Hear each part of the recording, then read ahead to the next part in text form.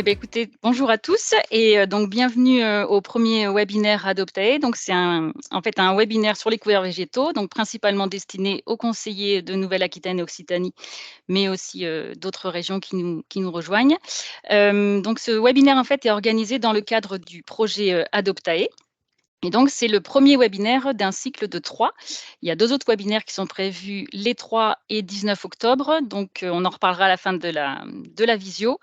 Voilà, donc chaque webinaire traite de 2 thématiques. Donc, aujourd'hui, on va traiter du choix du couvert végétal et de la restitution des éléments par les couverts avec l'illustration, donc avec l'applicatif de calcul Merci. Voilà, donc pour vous replacer dans le contexte d'organisation des webinaires. Donc ces 3 webinaires sont organisés dans le cadre d'un projet qui a démarré cette année et qui, va durer 3 ans. Donc c'est le projet Adoptae, qui en fait, c'est un acronyme pour, accompagner la démultiplication, de pratiques agroécologiques éprouvées. Et donc on a pris comme cas d'application de ces pratiques les couverts végétaux en se focalisant sur 2 filières, les grandes cultures, polyculture élevage et la viticulture. Et donc, l'objet du projet, c'est de favoriser le déploiement des couverts végétaux, donc sur ces 2 filières, sur la Nouvelle-Aquitaine et l'Occitanie. Alors, pour aller plus dans le détail, en fait, il y a des actions terrain, plus précisément sur 7 zones de ces 2 régions.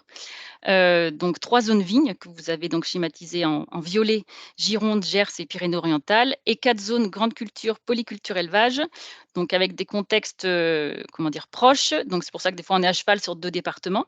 Donc on a la Vienne-Charente, Landes-Pyrénées-Atlantiques, Gers, Tarn-et-Garonne ici et Tarn-Aveyron. Voilà. Et donc du coup, ce projet en fait est un projet multi-acteurs, donc on retrouve une trentaine de structures impliquées issues de différents réseaux, donc chambre d'agriculture, les CUMA, les COP, les négoces, on a aussi les bio, on a l'IFV qui est avec nous et puis TRAM, et il est copiloté par les chambres régionales d'agriculture Nouvelle-Aquitaine et Occitanie. Et donc l'objectif du projet, c'est de décliner un plan d'action en fait adapté à chaque zone pour favoriser la démultiplication des couverts.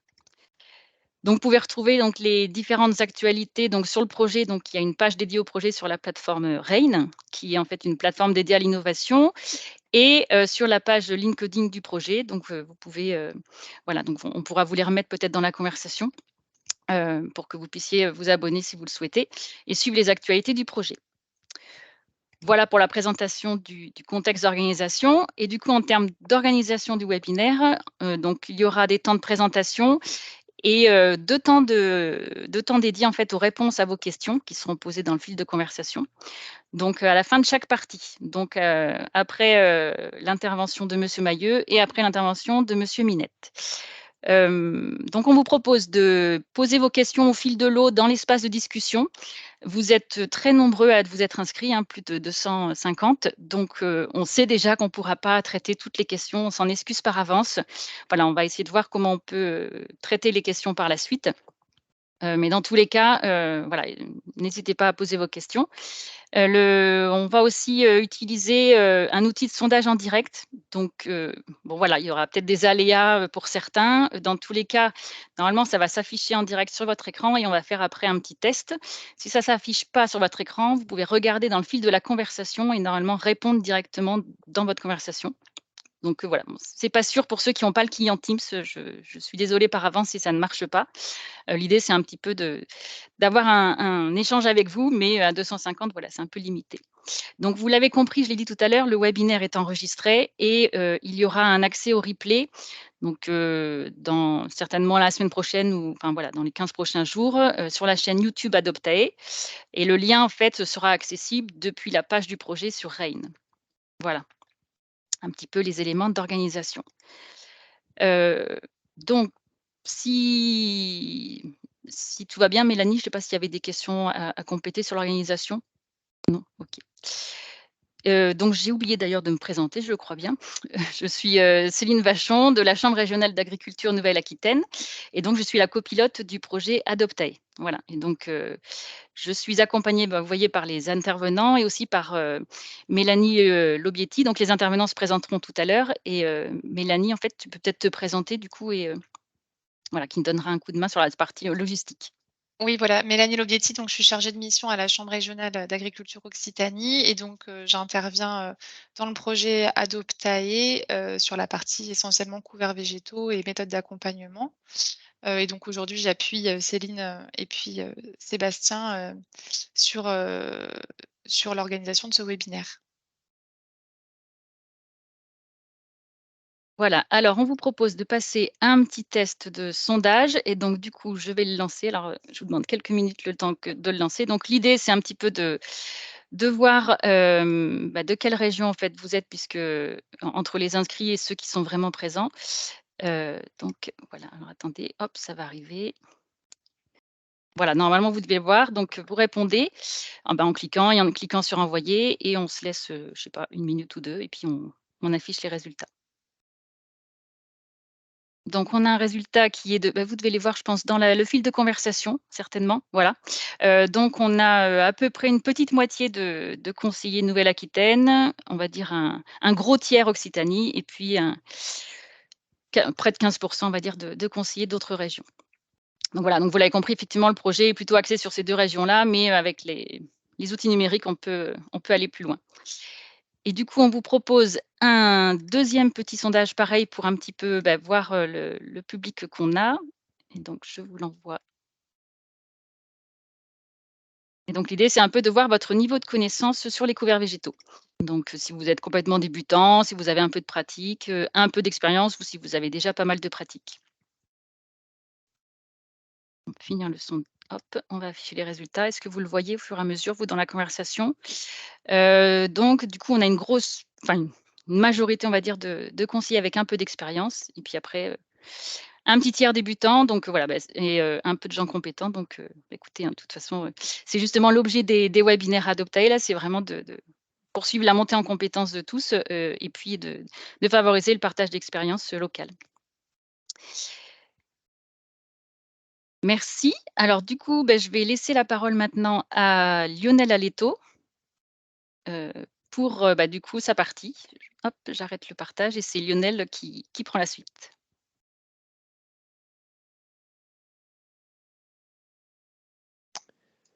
Bonjour à toutes et tous, est-ce que vous m'entendez bien?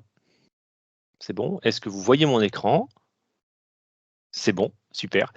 Je suis Lionel Aleto, je travaille à INRAE à Toulouse, dans une unité qui s'appelle Agir pour agroécologie, innovation et territoire. Et je suis agronome et je m'intéresse notamment à l'insertion des couverts végétaux dans différents systèmes de culture et l'évaluation des services et éventuels disservices associés à cette insertion. Et donc, le propos du webinaire d'aujourd'hui va être d'essayer d'apporter quelques éléments de réflexion pour mieux raisonner le choix des couverts et puis essayer autant que possible d'apporter des éléments qui éclaireront certains des services ou disservices éventuels. Sachant qu'évidemment, on ne pourra pas tout traiter. Donc, Céline l'a bien dit, il peut y avoir des questions. On y répondra soit en temps réel, soit a posteriori. Et puis, je mettrai aussi à disposition, j'ai déjà envoyé une série d'articles qui seront disponibles pour compléter les éléments que j'aurais pu présenter pendant les quelques minutes du webinaire. Alors, voilà. Donc, en premier lieu, déjà une définition pour qu'on parle bien de la même chose. Donc, par couvert végétal, on a souvent comme synonyme le terme plante de service. Donc, ce sont des espèces qui vont être implantées à différents moments avant, pendant ou après une culture de rente et qui sont destinées à fournir un ou plusieurs services écosystémiques. Dans les faits, il y a souvent plusieurs services, mais surtout plusieurs fonctions écosystémiques qui vont bénéficier à la culture suivante, voire à la culture encore d'après et à l'échelle du système de culture, donc avec un raisonnement à l'échelle de la rotation. Alors il y a eu un travail de fait, j'en profite pour en dire un mot, de clarification de ces définitions et de mise à disposition d'un certain nombre de ressources dans le cadre de l'outil GECO. Donc vous avez remis ici le lien, et notamment un travail auquel on avait pu, on est plusieurs autour de la table, avoir pu participer pour alimenter ces définitions. Alors, quand on s'intéresse au plan de service, évidemment, on va tout de suite se poser des questions du raisonnement et du choix et de comment on va les insérer de façon la plus pertinente dans son système de culture. Donc, j'ai essayé de reprendre un certain nombre d'éléments qui vont permettre de guider un peu ce choix. Donc, en premier lieu, j'y reviendrai, hein, mais on va déjà se poser la question sur quels objectifs on attend par l'utilisation de plans de service. Ils vont être très différents en fonction des systèmes de culture, des contextes agropédoclimatiques, des équipements techniques disponibles, ces objectifs. Mais déjà, il faut faut les poser. Hein, si on veut enrichir son sol en azote, c'est pas la même chose que enrichir le sol en carbone ou protéger son sol contre des effets du climat, par exemple. Une autre question, du coup, c'est vraiment quel système de culture j'adresse. Est-ce que je suis dans un système uniquement en rotation courte, en rotation longue pour des grandes cultures, un système de viticulture ou d'arboriculture? On va évidemment pas avoir la même stratégie d'insertion. Les conditions pédoclimatiques et météorologiques. Donc là, j'y reviendrai, j'éclairerai un certain nombre d'éléments sur le comportement des espèces et des variétés, puisque là encore, toutes les espèces ne sont pas adaptées à tous les contextes. On commence à avoir quand même quelques informations pertinentes pour guider ces choix. Et pour le coup, j'en parlerai beaucoup moins dans mon exposé, mais évidemment, il faut se poser la question des équipements disponibles, de la maîtrise technique et de l'agriculteur ou du salarié agricole qui met en œuvre ces pratiques pour ne pas aboutir à des échecs. Mais je sais que ça sera abordé notamment dans le webinaire suivant, le webinaire numéro 2, avec un angle beaucoup plus pratique et technique sur la mise en place des couverts. Alors, un nouveau sondage, donc là, je te laisse la main, Céline. L'idée étant de voir déjà dans votre activité de conseil au quotidien, comment vous envisagez l'utilisation des couverts végétaux. Donc, est-ce que dans la discussion, on t'entend pas, Céline, en fait? Excusez-moi, donc vous le voyez apparaître à l'écran et petite différence par rapport à ce qu'on vient de faire, vous pouvez, cocher plusieurs réponses si vous avez, voilà, plusieurs réponses. Lionel, c'est bon? Je ferme Oui, le oui, allez. on est à plus de 100 réponses, déjà, c'est bien. Ouais, donc, je ne sais pas si tu as fermé, ça continue de J'ai grimper, pas mais encore bon. fermé, ouais, j'ai pas Non, encore non, mais fermé. Je peux c'est laisser pas encore grave. quelques minutes. On voit quand même, bon, là, pour beaucoup, hein, c'est un levier agronomique pour chercher un ensemble de fonctions, donc ça rejoint mes propos introductifs. Donc, mais on voit aussi que pour beaucoup, 20% quasiment, c'est une pratique qui est prometteuse, mais encore difficilement mobilisable. Alors, c'est vrai qu'on pourrait aller plus loin. Hein. Peut-être qu'il y a des systèmes de culture, des systèmes de production qui s'y prêtent plus facilement que d'autres. Donc, ça serait un éclairage supplémentaire à avoir. Mais c'est intéressant de voir là, 20%. Hein, là, ça y est, on est stabilisé à 20% des participants qui jugent cette pratique encore difficilement mobilisable. Et puis on retrouve après voilà, un outil pour gérer la pollution diffuse. C'était un des angles d'attaque initial du développement des cultures intermédiaires qui s'est aujourd'hui bien élargi. Et puis un outil de diversification des systèmes agricoles. Il y en a qui le mobilisent bien. Bon, c'est intéressant. Donc ça nous donne un premier aperçu de ce que l'on va pouvoir discuter ensemble.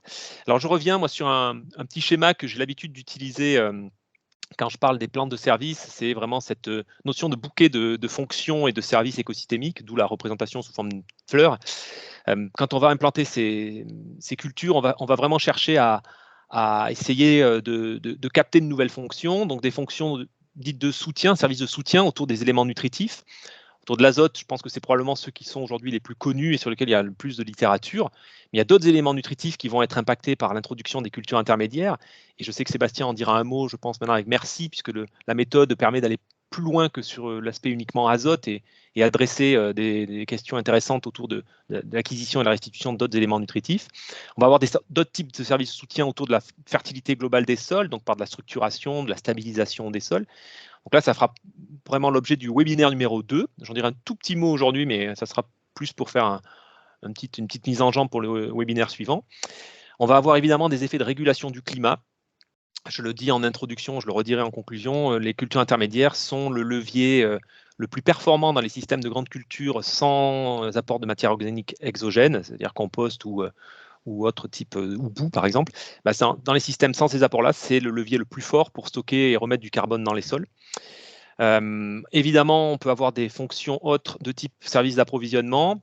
Donc j'en ai dit quelques-uns, je ne les détaillerai pas aujourd'hui, mais il y a des projets qui adressent spécifiquement l'utilisation des couverts pour du pâturage ou pour de la production d'énergie.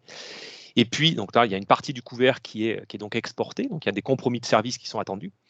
Et puis, le troisième webinaire adressera des questions de régulation des bioagresseurs. Donc, dans l'équipe, on travaille encore aujourd'hui les questions autour de régulation de maladies notamment. Puis les collègues de Dijon traiteront de la régulation des adventices dans le webinaire. Donc là, c'est un enjeu important de voir comment ces plantes peuvent nous permettre d'apporter un levier supplémentaire de gestion des bioagresseurs à différentes étapes du cycle de culture, des systèmes de culture. Alors j'ai essayé maintenant de repartir sur les deux grands enjeux principaux qu'on attend de l'évolution de nos systèmes dans le cadre d'une transition agroécologique, puisque c'est bien le propos du projet Adoptae. Et en fait, on si on doit les adresser, évidemment, on veut que ces systèmes soient économiquement durables. Hein, ça, pour moi, je ne le remets même pas puisque c'est implicite. Mais on veut aussi qu'ils soient capables de s'adapter aux effets du changement climatique, voire d'en atténuer les effets. Et en même temps, on souhaite qu'ils soient beaucoup moins dépendants aux intrants, engrais, eau, phyto, pour les citer. Et finalement, les plantes de service, elles vont pouvoir agir sur un ensemble de fonctions, hein, qui conduisent à apporter des éléments positifs vis-à-vis de ces deux enjeux. Donc, par une meilleure couverture des sols, on va pouvoir stocker davantage de carbone, on va limiter la pression érosive, et ce qui aujourd'hui est particulièrement important avec la fréquence d'événements pluvieux intenses que l'on observe dans nos territoires et la diminution des zones de capacité d'infiltration forte. Hein, on a de plus en plus d'imperméabilisation. Donc, finalement, par la couverture dans des périodes où le sol est ténu, on va avoir un effet positif sur cette lutte contre l'érosion. On peut avoir une production d'énergie, j'en ai dit un tout petit mot, qui va permettre un recyclage de certains éléments nutritifs. Globalement, on va avoir une amélioration de la fertilité des sols. On pourrait faire tout un exposé, ne serait-ce que sur l'évolution de la biologie des sols permise par les plantes de service. Comme j'en reparlerai pas plus tard, je le dis maintenant, mais les mycorhizes dont on parle beaucoup, ce sont des hôtes de racines de plantes vivantes. Et donc typiquement, quand on a une rupture de couverture de sol par une interculture sans couvert, ben on a une dynamique de recolonisation par les mycorhizes sur la culture de rente qui va suivre qui est ralentie. Alors que quand on met un couvert, ben on a un passage de relais plus rapide entre les mycorhizes et donc la colonisation des plantes. On a évidemment une amélioration de l'efficience de l'eau et des nutriments parce qu'il y a remobilisation au voisinage du système racinaire en surface du sol par la restitution des couverts. Et puis on a une régulation, je l'ai évoqué, de certains bioagresseurs. Alors, encore une fois, dans le cadre de webinaires prochains, on adressera plus particulièrement certaines de ces questions. Je reviendrai dire un mot avec d'autres collègues d'aspects autour des propriétés physiques des sols. Et puis il y aura tout un volet sur la régulation des bioagresseurs.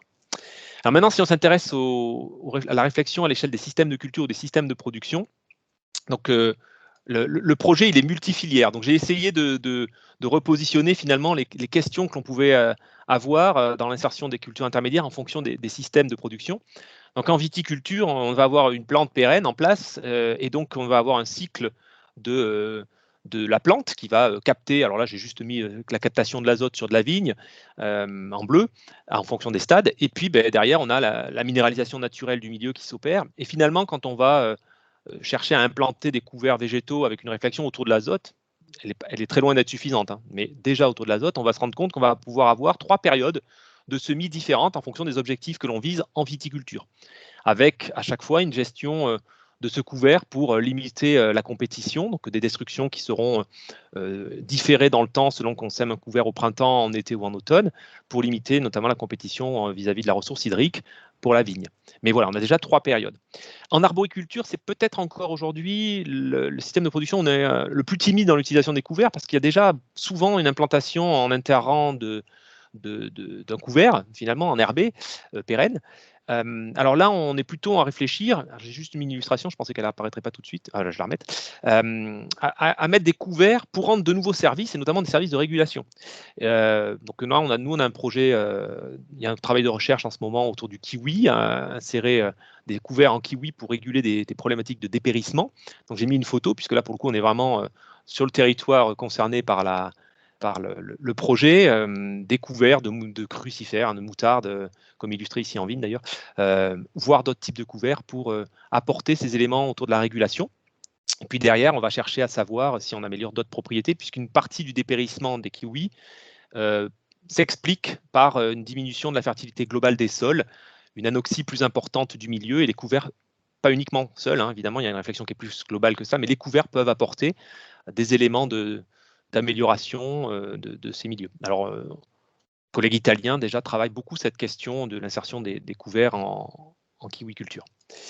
Et puis alors, un domaine que je connais davantage, puisque je travaille moi personnellement vraiment sur les systèmes de grande culture, l'insertion des couverts à différents moments dans des systèmes de grande culture, vous pouvez voir ici que c'est assez varié en fonction des cultures présentes. Donc si vous avez des récoltes de céréales, une récolte estivale, vous allez avoir des périodes différentes en fonction des types de sols. Si vous êtes sur des sols limoneux, sur des sols argileux, ou que vous avez besoin de travailler, parce que vous êtes dans un système où le travail du sol est travaillé, les périodes de développement de découvert vont varier de quelques mois à pratiquement 9 mois, voire 10 mois de l'année.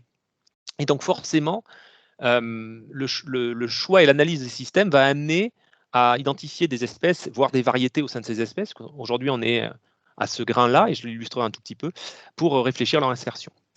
Alors, je vais accélérer un peu parce que je suis très bavard, mais vous me dites, je ne sais pas qui est le gardien du temps, mais quand je vous verrai me lancer des cailloux virtuels, je m'arrêterai. Donc vraiment, la réflexion, elle est à affiner. Aujourd'hui, on n'est plus à donner des éléments génériques transposables dans tous les contextes, mais il faut faire du cas par cas, du cas particulier, de l'analyse particulière des systèmes, et c'est tout l'enjeu d'accompagner des agriculteurs ou des collectifs à réfléchir cette insertion. Alors, je vais commencer par illustrer, et ça va j'espère, ça vous servira de révélateur pour certains, notamment ceux qui débutent sur les couverts, en se disant, les différentes périodes d'implantation et de destruction vont amener des phases de semi-germination levée qui sont très différentes et qui sont souvent critiques. Les conditions de semis, elles sont rarement optimales. On va essayer de faire que ça coûte le moins cher l'implantation du couvert. Donc parfois, c'est encore à la volée. On sait que ça marche pas très bien ou pas toujours très bien, mais c'est encore aujourd'hui une façon d'implanter des couverts qui est souvent mise en place par les agriculteurs. Dans un mulch de résidus, donc on ne va pas le mettre au contact de la terre, les graines ne seront pas en contact de la terre fine.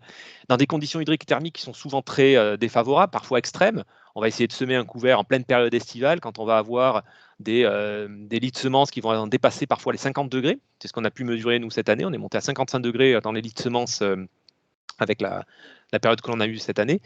Et puis, à l'inverse, des pluies très violentes qui vont fermer un lit de semences. Et donc, tout ça va mettre notre couvert dans des situations un peu compliquées. Et donc, il y a des travaux qui commencent à être anciens, si on peut dire, sont de 2016, mais d'une doctorante qui était donc Hélène Tribouillois au sein de l'unité. Certains peut-être la connaissent parmi vous.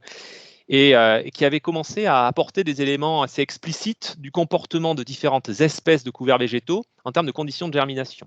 Donc vous avez ici quelques graphiques qui vous montrent la germination finale exprimée en pourcentage, donc c'est la dynamique de germination, en fonction de la température du lit de semence qui est simulé sur des bancs d'essai en laboratoire.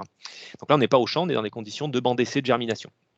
Et ce qu'on peut voir, c'est que pour certaines espèces, on va avoir une germination très rapide et optimale dès 10 degrés, voire 5 degrés. C'est le cas de l'avoine strigosa, de l'avesse commune. Et puis, un effondrement dès qu'on dépasse 28, 27 degrés des capacités germinatives qui peuvent atteindre 0% dès qu'on est à 30 degrés.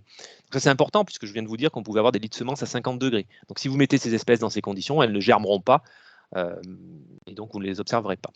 À l'inverse, on a d'autres espèces, alors il y a quelques-unes ici citées, donc du moa, de la navette, qui vont avoir des capacités germinatives relativement moyennes à basse température, relativement moyennes à température élevée, qui s'effondrent au-delà de 40, et bonnes à des températures comprises entre 20 et 35 degrés. Donc déjà, on comprend que toutes les espèces n'ont pas le même comportement. Alors tous ces tableaux sont disponibles, donc je ne vais pas tous les détailler, mais Hélène a fait un excellent boulot de compilation pour un grand nombre d'espèces. Là, j'ai coupé les tableaux, ils ne sont pas tous présents, puisqu'on a d'autres familles renseignées, et vous avez ici les espèces présentes. Ces tableaux sont disponibles dans les articles que j'évoquais, que Céline mettra à disposition. Et ça vous permet déjà de voir la température de base de germination, donc à laquelle la graine va germer ou pas. Donc, je vais peut-être passer rapidement là-dessus, mais de la même façon, on peut voir la dynamique de germination par famille avec des températures moyennes. Cette fois-ci, on ne fait pas varier la température, on applique une température moyenne. Et on voit que pour une même température, on a des comportements très différents des espèces entre elles, déjà au départ, et un comportement encore plus différent dès que la température chute. Alors là, vous voyez, on est à 26 degrés en gros, et 11 degrés, et on a les espèces qui se différencient dès lors que la température de germination est diminuée. Et donc là aussi, ça nous donne à voir lesquelles sont les plus adaptées en fonction de l'insertion dans le système de culture. Alors la température, c'est une chose, mais évidemment, il faut la croiser avec la disponibilité en eau du milieu. Et donc là, vous avez de la même façon possibilité sur ces bancs d'essai de tester des potentiels hydriques du lit de semence. Donc elle a fait aussi ce travail-là en regardant. Du coup, vous avez ici la germination finale, exprimée toujours en pourcentage, et en abscisse, c'est le potentiel hydrique du milieu. Pour faire très simple, entre moins 0,25 et 1, on est dans la réserve utile des sols. Et en dessous, on commence à être en dessous de du réservoir utilisable des sols, donc un sol qui est assez sec. Donc ce qu'on voit, c'est que globalement, les espèces, quand il y a de l'eau disponible, la plupart ne sont pas impactées, elles germent toutes, mais qu'elles vont avoir des comportements vis-à-vis de l'assèchement du sol très différents. Ici, alors Lionel, excuse-moi, je t'interromps, il y a une question, c'est savoir si tu parles de la température de l'air ou du sol. Du sol. Du sol, c'est le lit de semence. Oui, j'y réponds tout de suite. Voilà. Et là, de la même façon, c'est bien le potentiel hydrique du sol. qui est mesurée. Donc, et là, l'intérêt, c'est de pouvoir classer toutes les espèces présentes. Donc là, vous avez ici toutes les espèces qu'elle avait testées. Alors, ce que j'ai oublié de dire, c'est qu'on a aujourd'hui une thèse qui continue à prospecter. Donc, on capte cette information et on rajoute un grain variétal là-dessus. C'est là, on a l'espèce, mais en plus, il y a des variétés qui se comportent différemment au sein de mêmes espèces. Donc, on commence à capter cette information variétale. Mais on est au début de l'histoire, hein, donc on a encore besoin d'acquérir la donnée. Mais voilà, je ne vais pas toutes les détailler non plus, mais vous voyez ici, on retrouve plutôt sur la droite de mon graphique toutes celles qui vont germer dans les conditions humides du sol, et c'est principalement les légumineuses, donc c'est les bâtons blancs, hein, vides, qui sont des grosses graines et qui ont besoin de beaucoup d'eau pour lever la dormance. Hein. Donc une légumineuse, elle prend entre 200 et 250% de son poids en eau, et donc voilà, ça veut dire qu'il faut qu'il y ait quand même pas mal d'eau en voisinage de la graine pour pouvoir lever la dormance et activer la germination. Attention, la levée, après, c'est pas non plus gagné, parce que si le sol devient très sec, la plante manquera d'eau quand même, mais là, c'est juste pour activer la germination. Et puis d'autres qui ont quand même des capacités à lever, à germer, pardon, dans des conditions de sol sec. On va retrouver des seigles, plutôt les céréales, quelques crucifères également. On retrouve des légumineuses à petites graines, hein, donc Vicia sativa, c'est pas tout à fait la plus petite qu'on ait, mais quelques légumineuses. Mais vous voyez, les légumineuses ne vont pas quand même au bout du graphique, hein, c'est vraiment des graines qui ont besoin d'eau pour germer. Voilà. Donc on oublie un petit peu les germinations en conditions estivales des graines de légumineuses, pour résumer, sauf à aller chercher, ce qu'on n'a pas du tout testé, des copies, c'est-à-dire du niébé, donc des légumineuses qu'aujourd'hui on voit apparaître un petit peu dans notre climat aussi. Alors si on croise les deux, vous retrouverez ce schéma qui est détaillé dans l'article. L'idée, c'est de se dire, on a un croisement et on fait des groupes fonctionnels entre des capacités à germer en sol sec, sol humide et température élevée ou température faible. Et donc, il y a 5 grands ensembles d'espèces, de groupes fonctionnels que l'on peut faire. Donc, je vous laisserai les regarder. J'ai essayé de les représenter sous la forme d'un autre graphique qui est peut-être plus visuel et qui donne à voir cette progressivité des capacités de germination en fonction des espèces. Alors je précise un point parce qu'on me pose des fois la question, là on est bien dans les capacités de germination en conditions un peu rudes. C'est évidemment une graine, elle va bien germer à 25-30 degrés avec de l'eau disponible. Ça c'est les conditions optimales et quasiment toutes, là on ne les discriminera pas. Là on les a volontairement mis dans des conditions un peu limites et on regarde comment elles se comportent. Voilà. Donc c'est un point important. Donc vous avez les familles et je devrais le compléter parce que depuis, on a capté d'autres informations sur d'autres espèces, mais le temps manque pour des fois activer tout ça. Du coup, une petite pause et un petit test. Je te laisse prendre la main. Voilà, exactement. Et j'en profite pour te dire qu'il te reste 10 minutes après pour la suite. Donc, hop, pardon, je ne cherchais pas au bon endroit, forcément, ça ne peut pas marcher. Tac. Tu peux réafficher du coup là. Ah, pardon. La diapo. Ouais, c'est bon. Donc, normalement, c'est en train d'arriver sur vos écrans, voilà. Et vous pouvez répondre directement sur l'écran ou dans la conversation selon comment ça s'affiche pour vous. Voilà, donc là, la question, c'est pour adresser la suite de l'exposé où je vais faire le focus sur la réflexion couvert pur, espèce pure hein, ou mélange. Donc voilà, savoir comment dans votre activité de conseil au quotidien vous accompagnez les agriculteurs plutôt sur des mélanges, plutôt sur des couverts purs. Donc on voit que les mélanges remportent haut la main le sondage avec 77% là, actuellement des réponses. Quelquefois c'est variable, certains passent leur tour et puis 3% de couverts purs. Donc là encore, il faudrait qu'on aille un peu plus loin pour savoir s'il y a des systèmes de production qui adressent davantage les espèces pures que les mélanges. Voilà, ça a peu bougé, on a 120 réponses. Donc, l'idée, c'est j'essaie de prendre 4 items, 4 fonctions qu'on pourrait attendre des couverts, donc autour de la gestion des adventices, acquisition de l'azote, autres éléments nutritifs et propriétés physiques des sols, et d'essayer de voir s'il y a un avantage à être en pur ou être en mélange. Alors, autour de la gestion des adventices, la balance va plutôt dans le sens des espèces en pur. Alors, je vais préciser. Ici, je cite des travaux de collègues américains et Stéphane qui interviendra au troisième webinaire, sur la gestion de la flore adventice, qui montre qu'en fait, il n'y a pas une pénalisation à faire des mélanges sur la gestion des adventices, mais il n'y a pas forcément un avantage systématique. En gros, si vous avez un couvert d'une espèce pure qui s'implante bien et qui se développe bien, il n'y a pas besoin d'avoir de mélange pour gérer la flore adventice. Donc c'est en cela que le couvert végétal en pur apporte, enfin le mélange en tout cas n'apporte pas forcément de bénéfices. Donc vous avez ces résultats-là. Et puis nous, depuis quelques années maintenant, on a un projet dans le cadre de financement de l'Institut Carnot là, qui s'appelle Simpson, où on a regardé un petit peu la même chose sur la région Occitanie. Et ici, je vous présente la distribution de la biomasse d'Adventis pour faire simple, vous voyez ma flèche, jusqu'ici, alors là, c'est févrole d'hiver, radis fourragé, moutarde blanche, veste pourpre, veste velue, pois fourragé, févrole d'hiver.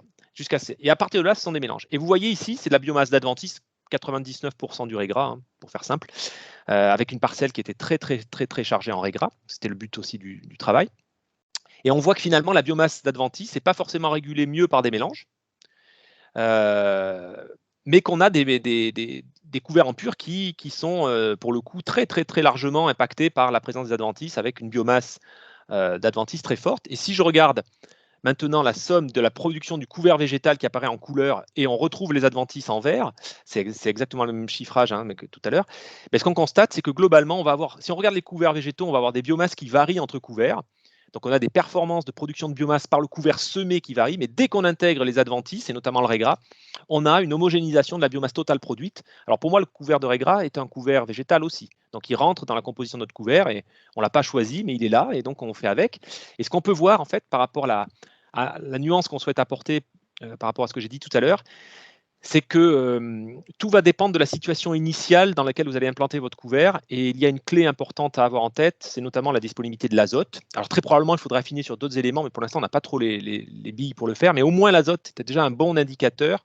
Un sol qui va être assez riche en azote au démarrage, mais il faut faire très attention par un couvert, par exemple, de légumineuses pures, type févrole, hein, mais aussi des vesses ou autres, puisque le régras, s'il est présent, ou d'autres espèces qui sont très concurrentielles vis-à-vis de l'azote, vont s'implanter, vont se développer, vont concurrencer votre légumineuse, et là, le couvert pur va être impacté. Si à l'inverse, vous avez peu d'azote dans le milieu, il y a des chances que vous gériez correctement avec une espèce pure. Et là, le mélange, dans le cas d'un niveau d'azote, de reliquat azoté important, au démarrage du couvert, le mélange va être intéressant puisque vous allez généralement croiser d'autres espèces, pas uniquement la légumineuse, et vous allez aller chercher des espèces qui vont aller capter l'azote du milieu. Donc une clé de détermination, c'est déjà l'état de nutrition azotée. Et je ne vais pas être caricatural, mais déjà sur 0,30 cm, ce qui est en dessous, c'est important pour l'aspect environnement, pour comprendre ce qui se passe, mais déjà ce qui est à disposition de la graine pour sa germination et son développement dans les premiers mois de cycle sont vraiment centraux pour comprendre comment se comporter le couvert. Voilà, donc un couvert, nous on a eu des résultats extrêmement séduisants de mélange févrole, moutarde blanche, comme vous voyez ici, ou févrole, moutarde, facélie, enfin des mélanges qui sont assez classiques sur la régulation du régras, alors qu'il était très présent. Je n'ai pas dû mettre de photos, peut-être si, voilà, quelques photos. Vous voyez ici un radis fourragé seul. La parcelle d'à côté, c'est du régras, donc vous voyez qu'on avait beaucoup de régras. Et on voit qu'ici, il y a un peu de régras, mais très peu développé. Il est du coup très simple à gérer. Et il n'y a eu que du radis fourragé. Donc, vous voyez, un mélange pur, dès lors qu'il aura asséché le sol en azote, va avoir un effet positif sur la régulation de la flore. Alors ici, bon, je ne le détaille pas, il y a eu un travail d'une étudiante de Bordeaux Sciences Agro là, cette année, justement sur le suivi de ces dispositifs. On a des données intéressantes sur la biomasse. On en voit beaucoup hein, de ce type de relations. Donc ce qui est intéressant, c'est qu'on les croise d'ailleurs toutes pour voir comment on régule les couverts avec les adventistes avec les couverts. Donc c'est en cours d'analyse. Et donc je renvoie vers le séminaire de Stéphane au dernier webinaire qui adressera évidemment beaucoup plus de questions que je ne le fais là. Alors maintenant donc j'ai dit avantage concurrentiel à la culture pure sur la gestion des adventistes, mais on voyait plus ou moins parce qu'il faut quand même discuter en fonction de l'état azoté du milieu. Au niveau de l'acquisition de l'azote, déjà on va se poser, quand on va parler de l'azote, on va se poser plusieurs questions quand on va mettre en place un couvert. C'est est-ce qu'on veut absorber l'azote minéral du sol? Est-ce qu'on veut absorber de l'azote atmosphérique par symbiose et le restituer au sol? Et est-ce qu'on veut un couvert qui minéralise et qui donc libère rapidement de l'azote? Donc en fonction de ces objectifs, qu'il est important donc de repréciser, ben, on va pouvoir choisir de faire des couverts en mélange ou en culture pure. Donc ici, je vous montre un graphique issu des travaux de la thèse d'Antoine Quedel sur donc 2 années de suivi sur 2 sites. Donc il y a quatre modalités, on va dire 4 traitements, et où l'on voit l'azote acquis par les couverts végétaux en kilogrammes par hectare, dans ce graphique A, le ratio C sur N du couvert présent, la quantité minéralisée depuis la restitution des résidus de culture, et puis les reliquats azotés présents dans le sol. Alors, ce qu'on peut voir, hein, c'est de façon assez simple, c'est que vis-à-vis de l'azote, on va avoir un effet positif des mélanges. Donc, vous avez ici le hachurage, c'est le mélange crucifère-légumineuse, dans le sens où il va atteindre mieux que la moitié des effets des espèces prises en pur. Donc, on a un effet de synergie. C'est-à-dire que si on regarde les crucifères purs, alors là, ils ne sont pas distingués par espèce. Hein, s'il y a de l'information, je peux le donner, c'est tout dans l'article aussi, mais on a regardé tous ces effets par espèce. Mais la moyenne de nos crucifères purs ou la moyenne de nos légumineuses pures, vous l'avez ici. Donc on voit que les légumineuses, évidemment, sur l'aspect de l'azote acquis, sont les championnes, mais le couvert fait mieux que la moyenne des deux espèces. Donc on a un effet positif, et ça, on le vérifie pour toutes les années. C'est équivalent à cet élément est également le cas pour la minéralisation. Donc on a un effet positif cette fois-ci au mélange par des compromis de service et une synergie qui s'opère entre les espèces. Donc c'est ça qui est important d'avoir en tête, c'est qu'évidemment on ne fera pas forcément mieux qu'une des espèces en pur choisie pour une des fonctions données, mais que le fait de faire un mélange nous permet d'atteindre un niveau de performance globale qui est mieux que la moyenne des espèces prises en pur. Alors aujourd'hui, on travaille sur des mélanges plus complexes que 2 espèces, mais comme en recherche, on cherche des fois à comprendre, et quand c'est trop compliqué, on n'y arrive pas. Donc on a commencé par faire simple en faisant des mélanges bispécifiques. Ici, je vous donne une petite illustration, je vais passer assez vite, de la variabilité entre les espèces sur l'acquisition de l'azote, cette fois-ci uniquement en pur. Donc on avait toutes ces crucifères qui étaient cultivés en pur, donc du colza, moutarde blanche, brune, éthiopienne, navette, radis, fourragère, roquette, et des variétés différentes. Je n'ai pas mis les écarts types, tout ça, mais pour vous dire qu'il y a des effets très significatifs entre variétés, et qu'on voit qu'il y a donc déjà une variabilité entre espèces, entre l'allocation partie aérienne, partie racinaire, mais qu'on a aussi des effets variétaux importants. On n'a pas réussi vraiment à expliquer. Ce n'est pas uniquement lié à la précocité des variétés, donc c'est vraiment un angle variétal. C'est-à-dire que pour des variétés très précoces comme ici, on a des acquisitions qui sont équivalentes à des variétés plus tardives, et inversement, des variétés qui sont dites demi-précoces ont des acquisitions plus fortes, voire nettement plus fortes que des variétés plus tardives. Donc le lien avec la précocité n'est pas très clair. Donc on continue à creuser la question. Toujours est-il que l'angle variétal il est important. Et puis évidemment, on se doute bien, mais il y a une localisation différente entre espèces. Pour les autres, tu restes 5 minutes. Ah bah c'est nickel. Non mais c'est super, c'est parfait. Sur les autres éléments nutritifs, donc hop, je reviens juste sur mon petit schéma. Pardon. Pour l'acquisition d'azote, donc la balance penche en faveur du mélange d'espèces pour la raison que je viens d'évoquer, c'est-à-dire qu'on obtient des niveaux de services globaux plus performants que les espèces pures prises indépendamment. Pour les éléments nutritifs, c'est probablement là que la balance va pencher le plus en faveur des mélanges. Donc là, je vous présente un article très récemment sorti, hein, donc toujours de la thèse d'Antoine, où on est allé regarder 12 éléments nutritifs contenus dans les parties aériennes et racinaires de crucifères, de légumineuses et des mélanges. Je ne les détaille pas tous, parce qu'évidemment, le temps presse. Je vous donnerai l'accès à l'article également. Mais on voit qu'on a un effet de synergie. Ici, c'est un graphique de synthèse qui n'est pas présent dans l'article qu'on avait fait pour une présentation avec Antoine. Mais on voit qu'en rouge, vous avez la moyenne des légumineuses, en bleu turquoise, la moyenne des crucifères, et en jaune, c'est les mélanges. Et on voit que la plupart du temps, les mélanges, en termes d'acquisition d'éléments, font mieux ou très proches, ou sont très proches de la meilleure des espèces présentes. La plupart du temps, ils dépassent, donc on a un effet de facilitation, de synergie de fonctionnement entre les plantes qui nous permet d'aller plus loin que les plantes pures prises indépendamment ou que la moyenne des plantes. Parce que là, par exemple, ici, on n'est pas au niveau des légumineuses, mais on est mieux que la moyenne des deux. Donc, sur tous ces éléments nutritifs, on n'avait pas forcément beaucoup d'informations. C'est intéressant aussi de voir que les couverts et les mélanges en particulier ont un effet positif sur leur captation et puis du coup leur restitution, puisqu'ils sont plus facilement assimilables par les plantes dès lors qu'ils sortent de la décomposition des résidus par minéralisation. Donc effet là pour le coup très positif.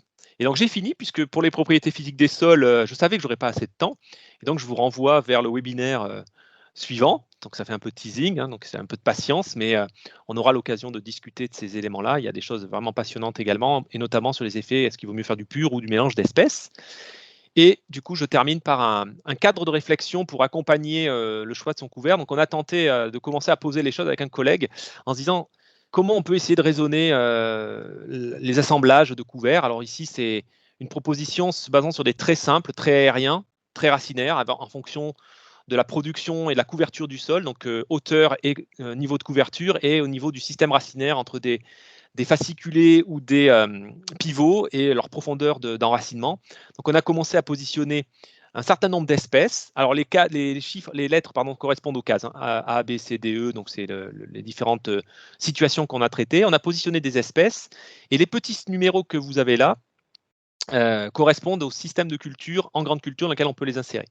Et puis, en fonction des services que l'on va chercher, plutôt des services de support, en lien avec ma pâquerette du début, ou des services de régulation, notamment de bioagresseurs. Donc, quand on va cultiver de la roquette, par exemple, ce n'est pas forcément un service de biomasse qu'on va chercher, mais c'est de la régulation. Et donc, l'idée, c'est d'essayer de voir maintenant, à partir de ça, comment on raisonne leur insertion dans tous les systèmes. Donc, les petits chiffres en marron que vous avez là, c'est ceux que je remettais ici. Donc, dans les différents systèmes de culture, c'est pour ça que le même chiffre peut y être plusieurs fois.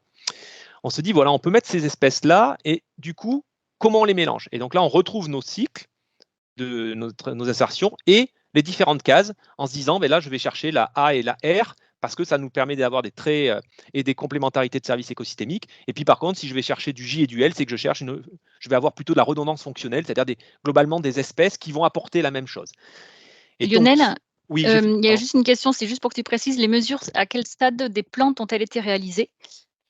Et il te reste plus beaucoup de temps, voire zéro. Bon, mais j'arrête. Mais je dis simplement, c'est la destruction des couverts, donc c'est variable en fonction des systèmes de culture. Là, à chaque fois, on précise la destruction, donc c'est à chaque fois la destruction du couvert au moment où on le restitue. J'ai fini, donc voilà, ce schéma-là, il sera disponible sur la publication.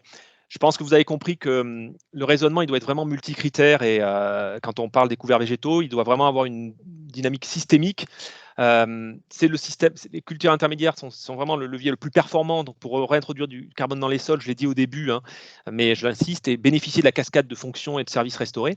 Et ma dernière diapo, c'est quand même que, on a encore des écarts entre les potentialités de production et ce qui s'observe, et là pour le coup, on se rend compte que la sélection elle est encore timide. On recycle souvent des variétés qui ont été sélectionnées mais pas adaptées aux grandes cultures pour la production, et donc on les met en couvert. Mais je pense qu'il y aurait d'ailleurs, il y a pas mal de sélectionneurs qui se mettent dessus, des traits très particuliers à sélectionner. Et puis on a encore un accès assez limité aux ressources génétiques quand on fait du conseil, et ça, il y a des acteurs économiques autour de la table. Là, c'est intéressant que voilà, ils se positionnent aussi là-dessus, parce qu'il y a probablement un travail à faire.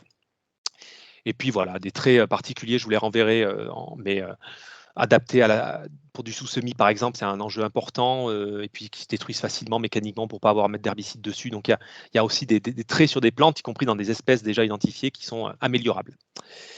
Voilà, et donc j'en profite pour remercier évidemment toute l'équipe technique d'INRAE, notamment les doctorants et stagiaires, équipe technique, qui font toutes ces mesures, puisque Sébastien disait qu'il revenait du terrain, mais c'est un énorme travail, et donc sans eux, nous, on ne présenterait rien. Donc voilà, je les remercie. Et j'ai fini. Et je suis désolé, c'était un peu long, mais je suis très bavard.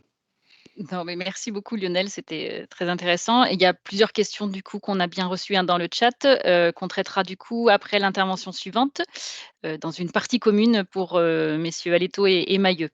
Donc après, on va dire une première partie un petit peu effectivement recherche, enfin voilà, tous les résultats un petit peu différents. On va avoir avec monsieur Mailleux une partie un peu plus terrain, avec justement l'utilisation d'un outil d'aide à la décision pour choisir son couvert. Du coup, Patrice, je te passe la main. Oui, merci. Je vais tenter de partager mon écran.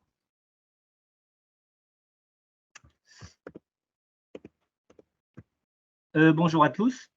Donc, je suis Patrice Mailleux, la Chambre d'agriculture des Pyrénées-Atlantiques. Je vais essayer d'apporter ma modeste contribution, parce qu'après Lionel, c'est toujours un peu compliqué. J'aurais dû obtenir ces résultats avant de commencer mon travail. Mais bon. Je vais vous parler d'un petit outil d'aide à la décision qu'on a essayé de développer localement pour aider les agriculteurs à choisir leur couvert. Les premières questions qu'on vous pose, c'est est-ce que vous utilisez un outil d'aide à la décision pour conseiller ou pour choisir votre couvert? Céline, on ne t'entend pas, mais il y a une majorité de non pour l'instant. Ouais, c'est ça. Merci, ouais. Voilà, c'est ça. On est à 82%. Ça continue un petit peu à bouger, mais bon, grosso modo, tu vois un peu l'écart. Ouais, ça va. C'est franc. C'est ça. Pour ceux Ça qui ont augmente répondu même. oui, on propose une autre question. Quel est l'outil que vous utilisez? Donc, on en a cité là quelques-uns, mais il peut y en avoir d'autres. Résultat? Eh ben, c'est en cours encore de remplissage. On va dire pour l'instant, c'est 37% pour Acacia en tête. Ensuite, c'est autres à 29%, Arvalis 28. Ouais, bah, tu vois, ça navigue un peu entre les 2. Arvalis, autres, on est à un quart. Et le Cap Couvert, c'est 11%, mais voilà, c'est. Et donc, du coup, on va pouvoir passer au sondage pour ceux qui ont répondu non à la Non. question précédente. Voilà.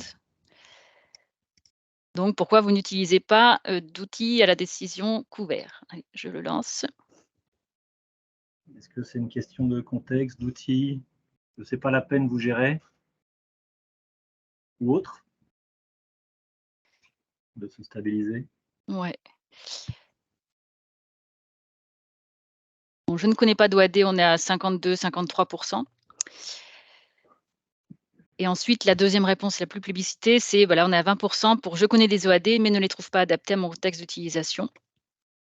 Et après, il y a pour autre raison 14% et 8% j'ai suffisamment de références et 4% je ne les trouve pas assez simples. Ah oui. Voilà. Alors, sachant que tu n'as que, entre guillemets, 97 réponses, donc ça veut dire que tu as la moitié des participants qui ont répondu. Bah, c'est déjà pas mal, tu sais. C'est déjà pas mal. Voilà, mais 50% de réponse, c'est pas mal quand même. c'est pas mal. Mais ce que je veux dire, voilà, ça ne. Bon, on s'est posé la question ici à la Chambre et au GI2E Agro-Réseau de pourquoi on est parti sur la réflexion de créer un outil de la décision. C'est parce qu'on avait, et c'est peut-être votre cas aussi, souvent des questions sur qu'est-ce que je dois mettre comme couvert, c'est quoi le couvert parfait que je dois mettre, est-ce que je peux mettre févrole pur, qu'est-ce que je veux faire, mon couvert parfait. Voilà, on avait ces questions qui nous revenaient régulièrement et donc on devait à chaque fois adapter la réponse, remettre dans son contexte les objectifs, pourquoi un couvert, quel est ton matériel, etc. etc. Donc, voilà, mais on s'est dit, les agriculteurs n'ont pas forcément les outils pour décider. Et puis nous, de notre côté, on a beaucoup travaillé sur les couverts depuis plusieurs années, que ce soit à travers des essais, de comparaison de couverts, ou que ce soit des suivis chez des agriculteurs. Et donc, on empile de la donnée depuis des années et des années. Donc, alors nous, conseillers maison, notamment ceux qui ont des cheveux blancs et qui sont là depuis un certain nombre d'années, on engrange et on en restitue une partie, mais les nouveaux collègues et puis une grosse partie des données restaient à dormir dans nos cartons ou plutôt sur les disques durs. Donc, on s'est dit, c'est quand même dommage de ne pas valoriser tout ça. Donc, on a décidé, tiens, on va essayer de voir si on peut créer un petit OAD. Donc pour ça, on s'est posé la question, on est revenu vers les agriculteurs. On s'est dit, si on veut faire un OAD, ok les gars, mais un OAD pourquoi? Qu'est-ce qui peut ce dont vous pouvez avoir besoin? Et puis, qu'est-ce que l'OAD doit apporter ou peut vous apporter? Voilà. Donc on a fait une petite enquête. Alors, on n'a pas eu les 50% de réponses, on a eu moins. On s'est orienté plutôt vers une filière grande culture, polyculture, élevage, parce que les Pyrénées-Atlantiques, c'est tout en bas à gauche sur la carte là. Et donc nous, c'est plutôt grande culture et polyculture, élevage. Donc on a pris un stagiaire pour un peu stabiliser toutes nos données, faire le bilan, faire les questionnaires, et puis pour faire des suivis terrain aussi. Et donc on a notre questionnaire porté à la fois sur leur pratique, le type de couvert en place, s'ils en mettaient ou pas d'abord, comment, quand, les objectifs recherchés, etc. Et on s'est dit, il faut aussi qu'on regarde les outils existants, parce que ça ne sert à rien de refaire des choses qui existent. Et puis, comparer avec les outils, c'est aussi s'inspirer des outils, il faut le reconnaître. On est allé chercher des choses qui nous plaisaient dans les autres outils. alors pas forcément en les améliorant parce qu'on n'est pas très doué, mais en tout cas en essayant de prendre ce qui nous plaisait dans ces outils-là. Donc on a développé un outil avec donc les références qu'on avait testées localement et sur lesquelles on a fait des mesures avec un petit outil Merci, dont Sébastien vous donnera tous les secrets tout à l'heure. Mais nous, nos 3D, on a décidé, alors je suis désolé pour ceux qui sont sur les autres filières, de le restreindre aux grandes cultures, polyculture, élevage, et pour l'instant aux couverts hivernaux, parce que nous, 80% de l'assolement, c'est des cultures de printemps, et les couverts sont mis entre deux cultures de printemps, ou entre une culture d'hiver et une culture de printemps. Donc, c'était une large majorité, c'était ça. Donc, on avait décidé de d'abord se focaliser sur nos besoins locaux.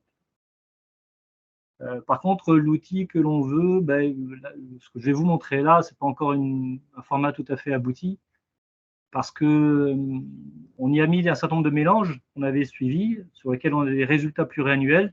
Mais l'objectif, c'est de pouvoir rajouter ces mélanges, parce qu'on parle surtout de mélanges dans l'outil, au fur et à mesure qu'on va continuer à les suivre et les tester.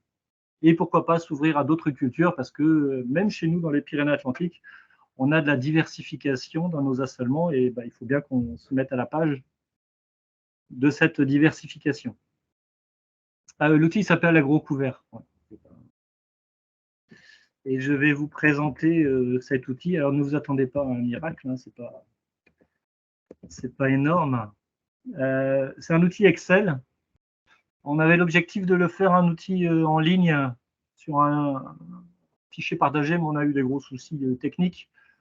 Et toujours parce qu'on ne maîtrise pas totalement ces outils-là.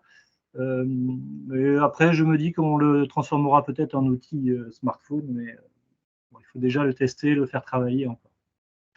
Ça se présente par une petite page notice d'utilisation, avec les fautes qu'il se doit. Et puis après, on a une petite page, c'est parti. Notre entrée, en fait, c'était de dire, et c'est toujours la question sur laquelle on revient avec les agriculteurs, c'est de dire, mais quand ils nous disent c'est quoi le couvert parfait que je veux mettre, mais d'abord on revient vers lui, on lui dit mais qu'est-ce que tu veux quoi dans ton couvert, c'est d'abord pourquoi.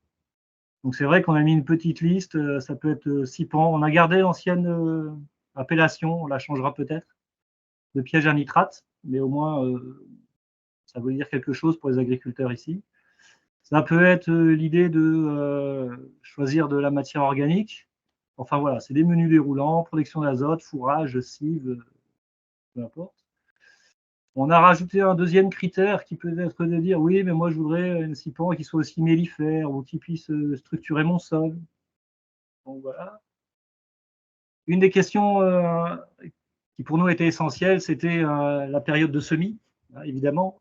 Donc nous, on est après maïs, soja, tournesol, donc on est sur nos implantations d'automne.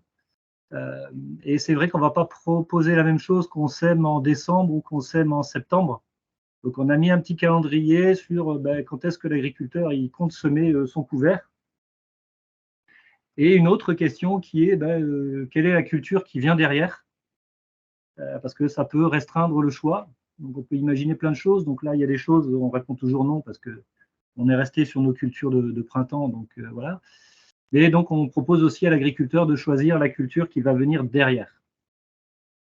Et puis, deux choses très importantes, c'est aussi, Lionel en a un peu parlé à un moment, c'est que le matériel, le savoir-faire technique est tout aussi important. Si on veut faire une destruction chimique ou si on veut faire une destruction mécanique au déchômeur ou si je veux faire du semi-direct, je ne vais pas proposer les mêmes couverts. Donc, on a proposé deux choses à l'agriculteur. Et là, on retrouve ça dans l'outil Arvalis notamment. C'est comment il veut semer. Est-ce que c'est un semis à la volée puis rouleau? Est-ce que c'est un semis direct? Voilà. Et puis, comment il veut détruire? Voilà. Parce que en fonction du type de destruction, vous le savez, on ne va pas forcément préconiser la même chose. Et à partir de là, vous voyez, quand je change des choses, hein, si je mets début octobre ou si je mets fin octobre, je vais avoir des choix de mélange ou de pur qui vont varier. Et ainsi de suite, si je change de type de matériel, je vais aussi avoir des mélanges qui peuvent varier. Ces mélanges, on a mis une petite information sur une matière sèche, une biomasse obtenue avec des variations de l'azote piégé, tout ça issu de l'outil Merci et des mesures qu'on a fait sur le terrain. Je ne vais pas m'étendre plus, Sébastien en parlera. Et en dessous, on a mis les compositions des mélanges qui ont été testés sur les pluriannuels, sur plusieurs sites, etc. Et on a décidé de mettre une petite valeur économique, notamment en termes de semences, pour avoir une idée de ce que ça peut coûter. Donc là, l'outil nécessite forcément d'aller mettre à jour les prix. Je ne dis pas qu'ils soient tout à fait encore à jour. Donc on choisit ces périodes. Sur les 5, 6 ou 2, on choisit le couvert que l'on veut mettre. Donc là, par exemple, Févrole, Radis, Faceli, je pourrais choisir Févrole, Faceli. Et l'outil me propose, grosso modo, en fonction du choix du couvert et de le type d'implantation, le type de destruction, le coût hectare que ça pourrait représenter. Et on a rajouté, parce que c'était l'année où l'azote était monté très très haut, sur les bases de notre azote piégé et restitué, ce qu'on pourrait faire éventuellement comme économie en termes d'azote. Bon, sachant qu'on peut modifier le prix de l'azote si je l'ai acheté à 350 ou si je l'ai acheté à 700. Voilà. Ce qu'on va proposer aussi, on a rajouté un petit outil qui est, si je mets de la févrole, du radis, on fait des recommandations en semi-pur et on peut à la fois approcher la densité conseillée en pur, on peut y mettre les doses qu'on veut pour avoir un coût des semences approximatif. Voilà. Et ce qu'on voulait rajouter dans l'outil, mais qu'on n'a pas encore fait, c'est des fiches individuelles pour les principales espèces. Et là où l'outil va être très limité aussi, c'est que, comme l'a dit Lionel, et on s'en est aperçu sur le terrain, c'est qu'il y a des grosses variations au sein des espèces. Il y a un effet variété qui est très important et ça, on n'en tient pas du tout compte. Mais c'est plus un outil pour donner un ordre d'idée du type de mélange qu'on peut faire. La biomasse qu'on obtient, c'est issu de restitution sur le terrain. Donc, ça peut être aussi très variable. Voilà. Patrice, il va te rester 2 minutes ou 1 minute avant les questions, la première séance de questions. Voilà, l'outil n'est pas tout à fait abouti, encore que. Et en fait, le gros travail à faire, c'est de faire de la référence. C'est-à-dire qu'une fois qu'on montre les coulisses de l'outil, une fois qu'on rentre là-dedans, il faut construire une base de données et mettre beaucoup de choses sur quand est-ce qu'on a le droit de les semer, comment on peut détruire, etc. etc. Et c'est ça qui prend un peu de temps au tout début, mais une fois qu'on commence à le rentrer dedans, on va pouvoir ajouter nos mélanges au fur et à mesure pour pouvoir amender l'outil. Voilà. Je crois voilà, que donc c'est effectivement une question qui t'était posée un peu dans la conversation, Patrice, c'était savoir justement si cet outil serait libre d'accès et si oui, où et sinon pourquoi. Voilà. Alors oui, il sera libre d'accès, il n'y a pas de souci. Je pense que l'outil il sera utilisable dans la structure, pas forcément dans les références, qu'on s'entende bien. Nous, si on a voulu se démarquer un peu des autres outils, c'est parce qu'on voulait absolument mettre nos références locales. Nous, c'est Pyrénées-Atlantiques. Il fait chaud, humide là, il pleut, voilà.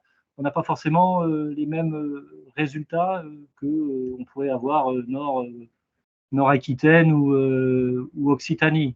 Donc, par contre, je pense que sur la construction, etc., il n'y a pas de souci pour après réutiliser ça. C'est plus après y mettre ses références à soi. Ok, du coup, en termes de timing et en termes de voilà, comment vous avez prévu un petit peu ça? Mais nous, on va le diffuser là. Il me restait encore quelques petites corrections à faire parce que les gros bugs, ça y est, c'est à peu près parti.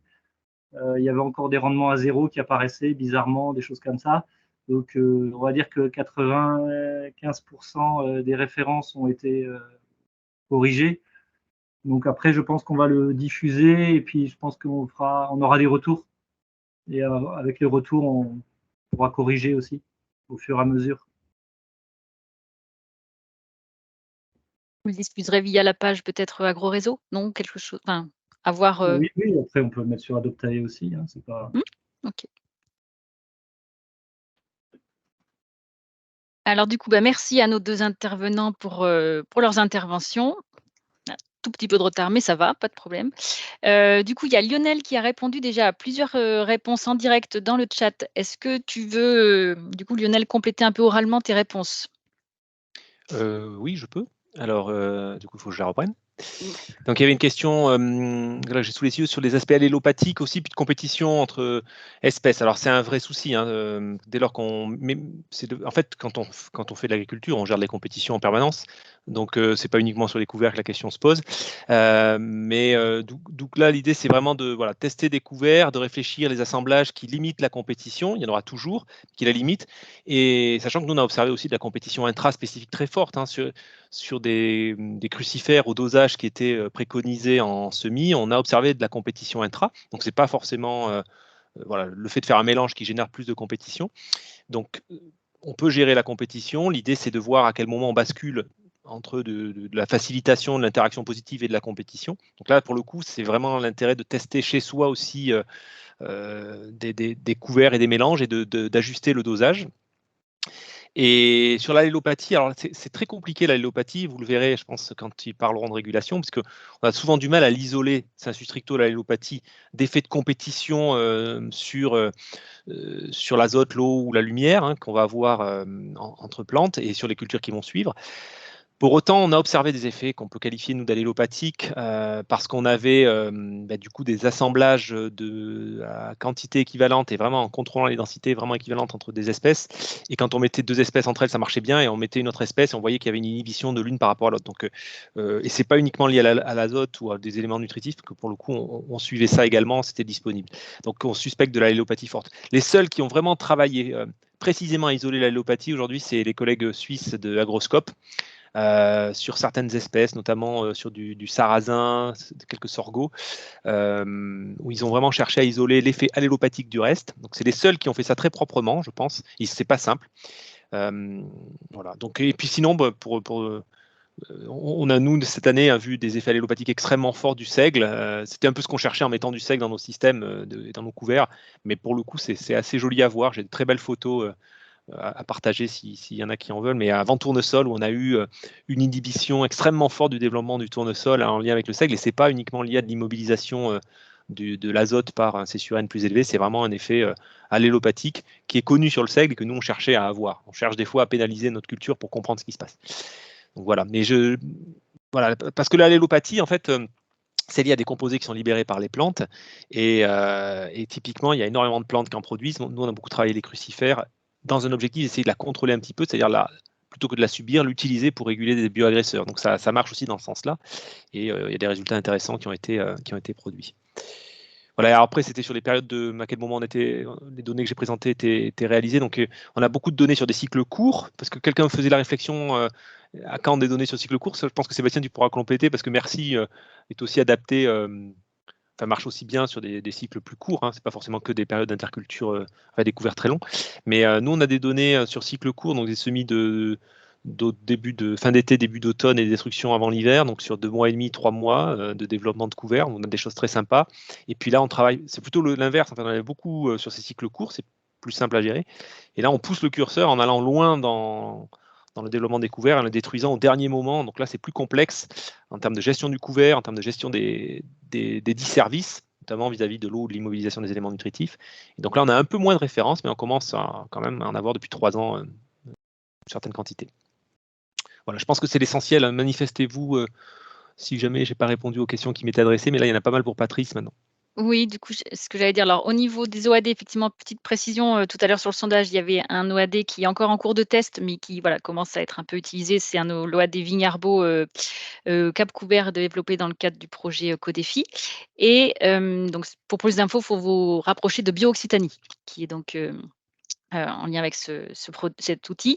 Et donc pour Patrice, il y avait, notamment une question, savoir si vous preniez en compte l'effet année, notamment avec l'effet de pluie, dans l'outil.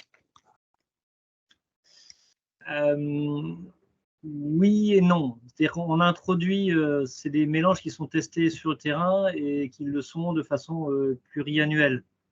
Donc, il y a forcément des effets année dans les résultats que l'on obtient.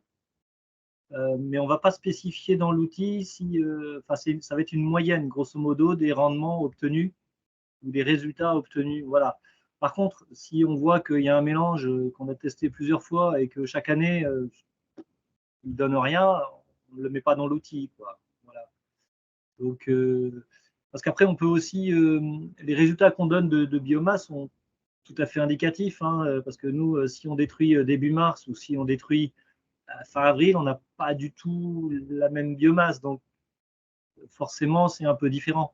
Donc, souvent, on peut avoir des rendements supérieurs en cive parce qu'on a un objectif de production de biomasse qui sera inférieur sur des productions, sur d'autres objectifs de couverts hivernaux. Donc, ça, c'est les limites de l'outil. Mais c'est pour ça que plus on va mettre de références, plus on aura une moyenne. Alors, la moyenne vous dire et rien dire, mais en tout cas, c'est sûr qu'il y aura des effets année, il y aura des effets date de destruction.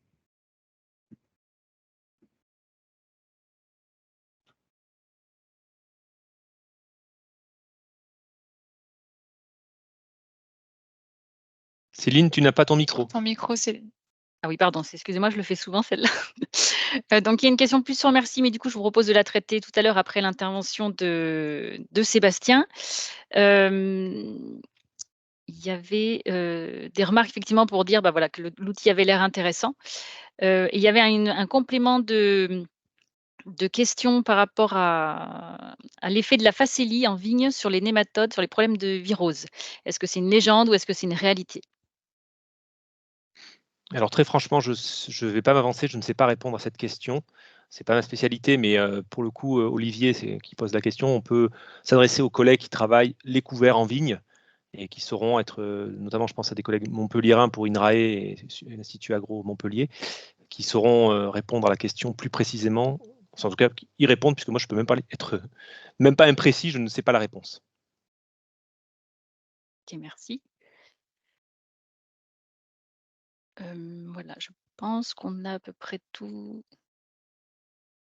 traité. Il y avait une question pour Lionel qui était au départ sur quand tu parlais de la séquence culture pure ou culture en mélange. A priori, tu n'as pas abordé le lien avec la biomasse. Oui, alors la biomasse, c'est carrément le driver le plus important pour toutes les fonctions et services écosystémiques, hein, clairement. Donc, on s'amuse à regarder toutes les teneurs, tous les éléments, mais tous les résultats que je vous ai présentés, le driver principal, c'est la biomasse. On n'a pas d'effet de dilution, de concentration, c'est très, très minoritaire. Donc, un couvert qui va rendre un maximum de service, c'est un couvert qui fait de la biomasse. Et pour le coup, c'est hétérogène entre des mélanges ou des cultures pures en lien avec ce que j'ai dit tout à l'heure. C'est-à-dire qu'on peut avoir des couverts en culture pure qui font parce qu'il y aura beaucoup d'azote dans le milieu initialement, si ce n'est pas des légumineuses, vont capter beaucoup d'azote et vont produire une certaine biomasse, mais vont plafonner. Il y a quand même je pense que derrière tout ce qu'on discute là, il y a quand même une notion de potentiel du milieu, potentiel de production du milieu. On est sur des systèmes non fertilisés, donc ils bénéficient de ce qu'il y a dans le milieu. Et pour déplafonner une production, donc tout l'intérêt aussi de connaître à quel niveau on part, c'est là qu'on va avoir l'intérêt supplémentaire des légumineuses, qui vont permettre de déplafonner quand on n'aura pas mis de légumineuses. Et donc la biomasse permise, elle est en dehors des légumineuses, elle est permise par le potentiel d'azote du milieu et la minéralisation qui va s'opérer pendant la phase d'interculture. Et puis derrière, on va déplafonner par l'introduction des légumineuses pour aller plus loin. Et inversement, si on met que des légumineuses, c'est très bien aussi, hein, on peut faire plein de biomasse. La fèvre pure, c'est souvent utilisé, c'est un très bon tremplin pour démarrer les couverts, ça fait une biomasse sympa, mais on peut s'attendre à ce qu'elle soit trouée par des flores adventices qui va bénéficier de l'azote qui sera présent dans le milieu s'il y en avait. Donc, voilà. Et après, la biomasse va dépendre de conditions climatiques. Patrice l'a bien dit à l'instant. Donc, pour le coup, là, on a moins de levier d'action. Même si, alors nous, on n'a pas une expérience très forte, hein, mais on a quand même, depuis pas mal d'années, on met des couverts. Là, on en a mis en période estivale. Jusqu'à présent, les couverts étaient très peu développés. Puis, c'est vrai que le petit tour d'eau la petite pluie, pardon, parce que justement, on n'a pas irrigué, la petite pluie qui a permis de rebooster nos couverts, et finalement, on se dit, bah, le sol est quand même protégé, alors que si on n'avait pas semé, on était sûr de rien avoir, quoi. Donc ça, mais c'est toujours délicat de le dire, hein, quand on ne peut pas voir des agriculteurs, et dire, ouais, ça, à un moment donné, on va sur la parcelle, il n'y a rien, pas de biomasse du tout. Ouais, je ne sais pas, j'aimerais bien, là, pour le coup, des retours d'expérience qui pourraient être captés au sein du réseau Adoptae, et dire, ben, tous ceux qui ont pris le risque de semer alors que les conditions n'étaient pas optimales, période estivale un peu compliquée, au redémarrage fin d'été, début d'automne, comment ça se passe finalement? C'est un point peut-être... je pense qu'on serait agréablement surpris que globalement, il n'y a pas autant d'échecs que ça sur ceux qui ont pris le risque de semer un couvert, en condition de respecter les conditions de germination de nos graines que j'évoquais tout à l'heure. Parce que nous, typiquement, on a joué, hein, les collègues, cette année, sur un dispositif, ils ont voulu mettre des mélanges fève-rolle, pois pour avoir un maximum d'azote avant un blé, et bah, là, ils n'ont pas du tout germé, quoi. Donc là, ils n'ont pas lu le papier que j'ai montré tout à l'heure. Merci Lionel. Alors du coup, il y a une question en lien avec les services et on peut en traiter une autre sur l'hydropriming, et puis après, il faudra passer à la séance de Sébastien. Donc, il y a une question par rapport aux services écolaires. Qu'en est-il des mélanges avec graminées? Voilà, si tu peux répondre. Alors, là, c'est un long débat. J'avoue que c'est très intéressant pour produire de la biomasse, pour capter de l'azote, elles ont un intérêt. Certains nous disent, quand on a beaucoup de pression graminée, il faut mettre une graminée parce que du coup, elles ont des comportements un peu équivalents, donc elles vont vraiment rentrer en concurrence avec elles. Nous, toute la difficulté sur nos essais, c'est qu'on est, on est sans utilisation de glyphosate sur tous les domaines INRAE. Donc quand on travaille chez les agriculteurs, on peut, mais là, nous, on ne fait pas. Et contrôler les graminées sans utilisation d'herbicides uniquement mécaniquement, c'est plus complexe. Surtout quand on les pousse en cycle long, parce que la graminée, elle va démarrer plus tardivement, elle va être intéressante sur des cycles un peu plus longs. Bon, à moins d'avoir des avoines strigosa qui peuvent avoir des cycles un peu plus courts, mais c'est quand même plus compliqué à détruire mécaniquement par le système racinaire qu'elles ont. Donc, voilà. C'est-à-dire, si vous êtes dans un système conventionnel où il y a encore l'utilisation possible du glyphosate ou d'autres, avec modération, ça reste plus simple de les gérer. Quand on l'a pas, aujourd'hui, nous, c'est des couverts, enfin les graminées, on a quelques difficultés. Là, on va tester des fraises quand même pour aller plus loin, pour essayer de les détruire proprement, parce que je ne veux pas les écarter, parce qu'elles ont quand même des bénéfices intéressants sur la structuration du sol aussi, mais bon, techniquement, c'est un peu plus complexe. Et sur l'aspect hydropriming, alors nous, on a testé de toutes petites choses, donc je ne pourrais pas dire que je suis expert dessus, ça semblait prometteur. Ce qu'on teste aujourd'hui davantage, d'ailleurs, a été contacté tout à l'heure, et les collègues de l'Université de Cornell font ça, c'est ils font des mélanges. En fait, le problème quand on fait des mélanges d'espèces, il faut avoir les couverts, les semoirs adaptés pour semer différentes graines, c'est mieux parce que ça peut y avoir du tri dans symétrique. Et alors, ce qu'ils font les collègues de Cornell, c'est qu'ils font sur des imprimantes 3D, ils font des moules et ils font des packages de graines agglomérées avec un substrat hydro-rétenteur et d'origine naturelle, donc, et ça leur fait finalement une graine moyenne qui est composée de plusieurs graines qui a toujours la même taille. Et ça, ils le sèment à la même profondeur parce qu'ils ne s'amusent pas à faire des semis différents. Donc, mais ça leur permet d'avoir une distribution plus homogène de leur couvert avec des bulks de graines testées. Donc, on va regarder ça un peu attentivement. Ce n'est pas inintéressant parce que ça solutionnerait certains problèmes pratiques que l'on peut avoir. Et puis, du coup, ça irait sur cet aspect stimulation au démarrage des couverts. Alors, ça va bientôt être l'heure, mais c'est vrai qu'il y a eu 2 questions en lien avec la gestion de l'eau et ce serait peut-être intéressant, mais on va dire en condensé. Est-ce qu'il y a un levier par rapport à la gestion de l'eau? Et une remarque, question, qu'en vitis, il faut sans doute relativiser l'impact sur l'albédo. Alors, je ne sais pas, du coup, sur la gestion de l'eau, je sais pas quel est Y a-t-il un levier par rapport à la gestion de l'eau, en fait? C'est souvent une remarque, ouais, qui revient pour les couverts, la gestion de l'eau, quoi. Est-ce que ça assèche? Est-ce qu'au contraire ça... Alors, bah, donc bon, ça, une plante qui pousse et qui fait de la biomasse, elle transpire, donc de fait, elle prend de l'eau. Toute la difficulté, c'est de faire le bilan entre la part qui va être transpirée pour produire de la biomasse et le fait que la plante va favoriser l'infiltration de l'eau à chaque épisode pluvieux et donc va réalimenter mieux qu'un sol nu le réservoir utilisable des sols. Donc là-dessus, il n'y a pas 50 options possibles, il faut observer et aller dans sa parcelle un peu avant la date fatidique. Hein. En gros, quand on commence à approcher la mi-mars ou début mars, mi-mars, on va voir les couverts, ce que disait Patrice, hein, on peut gagner énormément de biomasse entre début mars, fin mars et même mi-avril, mais on peut aussi avoir un sol qui s'assèche fortement. Donc là, il faut observer. Ceux qui ont de l'irrigation, généralement, ce n'est pas gênant parce qu'un tour d'eau, on remet les compteurs à zéro tout de suite. Nous, dans tous les suivis qu'on avait fait dans le cadre de certains projets, on voyait que les agriculteurs qui avaient la capacité d'irriguer pouvaient pousser leur couvert assez tard et assécher malgré tout le réservoir du sol plus que s'ils avaient détruit le couvercle, parce que la première irrigation est tout de suite très bien valorisée et globalement on recharge le réservoir utilisable des sols modulo quelques millimètres, mais c'est vraiment pas, on est dans l'épaisseur du trait. Là où c'est plus critique, c'est effectivement des couverts détruits très tard, quand on n'a pas de capacité de rattrapage. Là, il faut quand même être vigilant. Nous, j'allais vous dire, ça devait dépendre de ce qu'on met derrière. Nous, derrière un tournesol, là, on a poussé le curseur très loin. On sème le tournesol une semaine après destruction de nos couverts et depuis 2 ans. Donc, on a quand même eu, on peut dire, des épisodes des étés, notamment 2022, un peu compliqués. Et on n'a pas eu d'impact négatif sur le développement du tournesol. Si vous mettez un maïs ou un soja derrière, les effets ne seront pas les mêmes. Donc, là, du coup, ça vaut le coup de raisonner, de détruire son couvert en anticipant, en se disant, là, il y a un risque trop fort et j'ai pas d'irrigation. Bon, après, quand on fait du soja et du maïs, généralement, souvent, on a des capacités d'irrigation, sauf dans le territoire Patrice, où on a bien compris qu'il pleuvait. Et OK, très bien. Alors il y a une question, qui t'est revenue et puis ce sera la dernière qu'on pourra traiter. C'était donc je reviens dessus, je l'ai perdu. Ah zut, c'était sur l'hydropriming, pardon. A-t-on étudié l'effet d'un mouillage des semences pour améliorer la germination? Ah oui, alors du coup, ça, c'est ce que j'avais évoqué. Nous, on a tout petit peu testé en conditions très contrôlées. Et c'est vrai qu'on voyait un effet de démarrage, de la germination qui était activée. Bon, voilà. Après, on n'est pas allé beaucoup plus loin que cela. C'est tout simplement parce que le coût voilà, le coût des semences était important. Et donc, on s'est dit, bon, est-ce que ça sera une solution déployable facilement? Bon, voilà, mais techniquement, il y a des choses qui peuvent être creusées, ouais. On n'est pas allé au-delà. Puis derrière, enfin moi, la question, je voulais vous dire, c'est voilà, la germination, c'est une chose, mais après, il y a la levée. Et donc, il vaut mieux des fois ne pas avoir de germination, laisser la graine en dormance, que de générer une germination et que derrière, il n'y ait pas suffisamment d'eau pour alimenter le cycle de la plante. Parce que sinon, la radicule et le développement de la plante va être stoppé. Et voire même, la plante va mourir. Donc, il faut jauger entre les deux.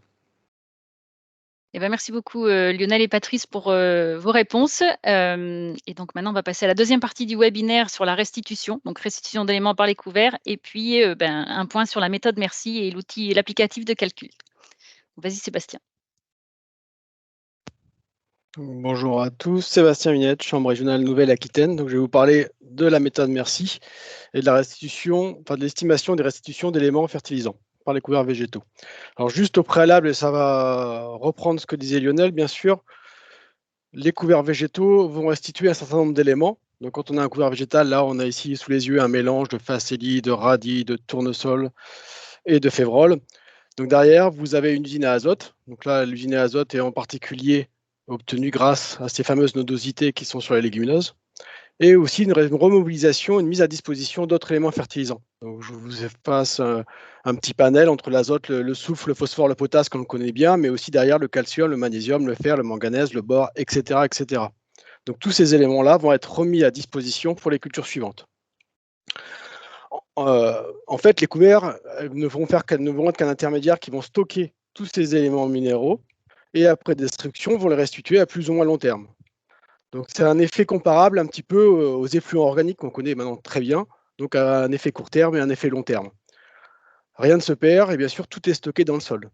Juste pour vous donner quelques notions assez rapides, les restitutions rapides d'éléments minéraux, par exemple entre 2 et 12 mois, ça va être vrai pour la potasse, le phosphore, le soufre, le magnésium, le calcium, l'azote, si on a des C/N qui sont faibles, et on aura des restitutions à moyen et à long terme, 2 à 10 ans, par exemple pour l'azote, si le C/N est fort. Donc le C/N, je rappelle, c'est le rapport carbone sur azote. Et selon le service recherché avec le couvert, mais là ça revient à ce qu'a dit Lionel, il peut être intéressant d'avoir des couverts qui se dégradent vite pour fournir rapidement de l'azote.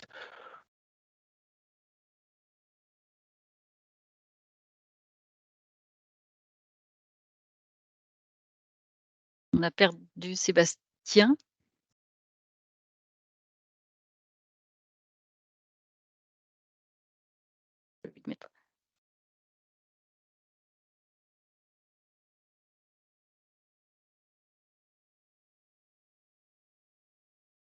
Alors Sébastien avait quelques problèmes informatiques tout à l'heure, donc voilà, on va espérer qu'il pourra nous rejoindre.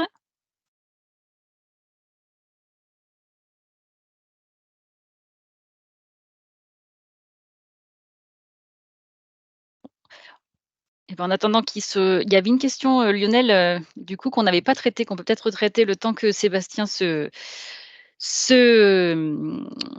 reconnecte. C'était une question par rapport aux rosées du matin Oui.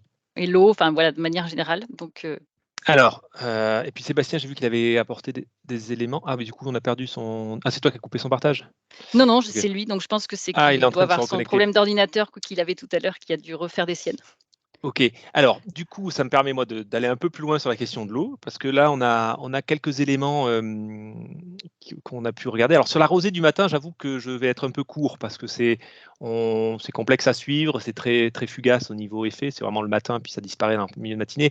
Ce qu'on peut voir globalement, c'est qu'un couvert végétal va avoir tendance à donc, limiter l'évaporation du sol, et finalement, on a souvent, y compris au printemps, donc un couvert qui aura passé toute la période d'interculture, dans les premiers centimètres du lit de semence, on peut avoir des sols qui sont plus frais, plus humides que sur des sols nus. Donc on a finalement des conditions de positionnement d'une graine sur des cultures de printemps qui vont être favorisées derrière couvert. Ça, on le voit assez classiquement.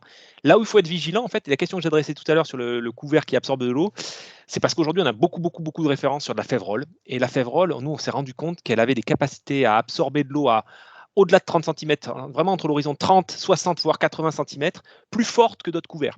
Et donc, c'est finalement cette plante qui est un peu magique sur plein de points, qui fait de la biomasse, qui nous fixe de l'azote, qui peut être intéressante, pas chère. Il faut être vigilant parce qu'elle absorbe plus d'eau que d'autres couverts, y compris de légumineuses. On n'a pas le même effet avec des vesses ou avec des trèfles. Alors, les vesses, certains ne les aiment pas. Je sais qu'avec les bio, la VS, c'est compliqué parce qu'après, il y a du mal à la gérer dans le système de culture. Mais c'est d'autres légumineuses, vous voyez, qui n'ont pas le même développement racinaire et les mêmes zones de prospection pour absorber l'eau. Donc là, on est en train d'essayer de documenter tout cela. On a les thèses que j'évoquais tout à l'heure là de Lucie, où on voit assez clairement cet assèchement. Donc on avait d'autres données en amont. Donc on va essayer de les traiter pour faire vraiment un article sympa pour illustrer tout ça. Par contre, ce qu'on voit quasiment systématiquement, il y a vraiment très peu de couverts qui ont un effet négatif, c'est qu'en surface, on a un sol qui est plus frais par la présence du couvert, notamment par la limitation de l'évaporation. Sur les premiers centimètres, on va dire 0,4 cm. Voilà, Sébastien. J'ai été sage, j'ai attendu mon tour, et en fait, il faut que ça foire quand j'arrive. Bon, alors vous m'avez perdu où? Dès le début? Quand tu as dit ton nom, en fait. Ah oui, d'accord. Donc non, je reprends dès le début. Non, c'est pas vrai, c'est pas vrai. On t'a perdu quand tu parlais de la restitution d'azote ou de la fabrication de matière organique stable. D'accord. Alors je remets, je repartage. J'espère que ça va être bon. Donc là, vous devez voir mon diaporama.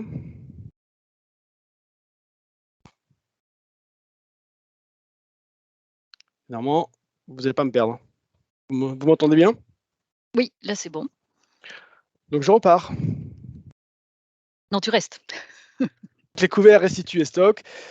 Et selon le service recherché, donc il va être intéressant d'avoir des couverts qui vont se dégrader rapidement pour fournir de l'azote, par exemple, ou des couverts qui vont se dégrader sur un pas de temps plus long pour fabriquer de la matière organique ou réaliser un paillage. Alors, je disais, mais j'étais tout seul, que j'avais pris un excellent exemple fait par la Gironde, la Chambre d'agriculture de la Gironde, qui présente le cycle de la vigne, avec à gauche le semis du couvert végétal, donc après le cycle de la vigne. Et on voyait à droite différents objectifs qu'on va pouvoir rechercher. Donc, soit un objectif engrais vert. Donc, du coup, pour cet aspect vigne et cet aspect engrais vert, on va chercher à détruire assez précocement le couvert. Cette destruction, enfin cet objectif, engendre le choix des espèces. Donc là, on se tournera vers des espèces qui vont se dégrader rapidement et fournir des éléments minéraux, comme de l'azote, donc le févrole, vesse velue, trèfle incarnat, voire du radis fourragé ou la facélie. Si on recherche un objectif paillage pour gérer des problèmes d'ensalissement de la vigne ou des problèmes d'érosion, on cherchera d'autres espèces. Enfin, on implantera d'autres espèces, la boîte commune, la boîte fourragère, le seigle triticale. Donc, comme le disait Lionel en introduction, à chaque objectif correspond un profil d'espèce recherché, en mélange ou en pur, et derrière, ça va aussi se décliner l'itinéraire technique associé à ce profil d'espèce et à ce service recherché. Juste avant de vous présenter la méthode Merci, on voulait juste vous poser une petite question, savoir si vous la connaissiez et si vous l'utilisez.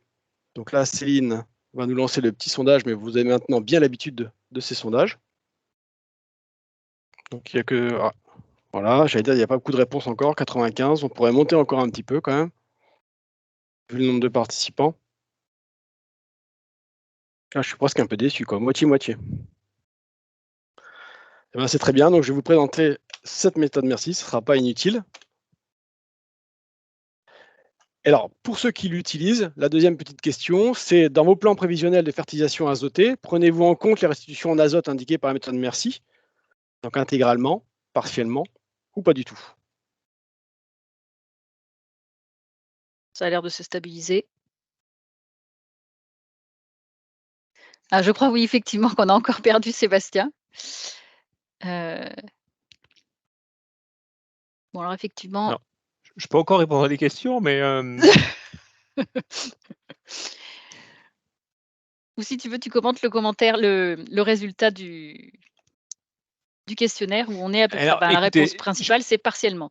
je ne vais pas le commenter. J'espère que Sébastien va revenir. Par contre, je peux simplement vous dire que cette année, on a adressé plus de 1500 points de mesure de teneur en azote, phosphore et autres sur nos couverts dans toutes les analyses que je fais. Et l'étudiante que j'évoquais tout à l'heure, là, qui soutient bientôt d'ailleurs son mémoire, a utilisé la méthode merci. On a comparé en fait nous les mesures que l'on fait, parce qu'on a un labo qui nous permet de le faire, et merci. Sur les parties aériennes, c'est voilà, Sébastien, il revient. Je suis désolé. Faut que je te donne des données d'ailleurs. Je meublais un petit peu, mais j'expliquais qu'en fait, on a une corrélation extrêmement bonne entre les mesures que l'on a pu faire et ce que donne Merci, nous, avec une très très grande quantité de points de mesure. Donc voilà, je te laisse la parole maintenant, mais. Bah, non, mais je comprends pas. Tu vas peut-être devoir reprendre encore la main, j'espère pas. Après, Sébastien, sinon, tu peux peut-être couper ton écran. Peut-être que ça, je sais pas, mobilisera moins ton réseau. Je sais pas. comprends pas. Depuis tout à l'heure, ça marchait bien. Bon. Bon, je vais continuer. Donc la méthode Donc tu vois le merci. résultat du sondage, du coup, qu'on n'a pas Oui, commenté? oui, je l'ai vu, c'était déconnecté juste avant sur le partiellement. Et je ne suis pas étonné, c'est les résultats qu'on avait déjà lors d'un stage bilan en 2019 qu'on avait fait. Aujourd'hui, voilà, mais c'est bon, c'est dans l'air du temps. C'est pas évident de diminuer totalement la fertilisation sur la culture suivante. Donc la méthode merci, à quoi elle sert concrètement? Elle va servir à estimer rapidement et simplement des services rendus par les couverts végétaux, en particulier les quantités d'éléments fertilisants mobilisés dans les couverts et restitués aux cultures suivantes, restitués au sol, les valeurs fourragères ou méthanogènes, parce on s'est aussi aperçu, on sait que les couverts végétaux ont potentiellement d'autres fonctions ou d'autres services recherchés, comme le pâturage par exemple, ou l'aspect cive, donc l'aspect couvert pour la méthanisation. Et on va aussi estimer une partie du carbone restitué. Donc, il y avait une question tout à l'heure sur le carbone restitué. En moyenne, toute espèce confondue, on est à peu près à 0,1 tonne par tonne de matière sèche produite. Donc, de carbone restitué, de carbone pur restitué par les couverts végétaux, en moyenne. Ça va servir surtout aussi à fournir des éléments pour adapter les pratiques de fertilisation. Donc, la méthode Merci, elle permet d'estimer le MRCI, ce qu'on appelle la minéralisation des résidus de culture intermédiaire dans l'équation du bilan. Donc, elle sert à estimer la quantité fournie par les couverts végétaux. Elle va permettre aussi de juger de l'opportunité ou non de réaliser des impasses, par exemple le phosphore ou la potasse. Alors, bien sûr, en vérifiant que les analyses de sol sont correctes et que les besoins des cultures sont limités.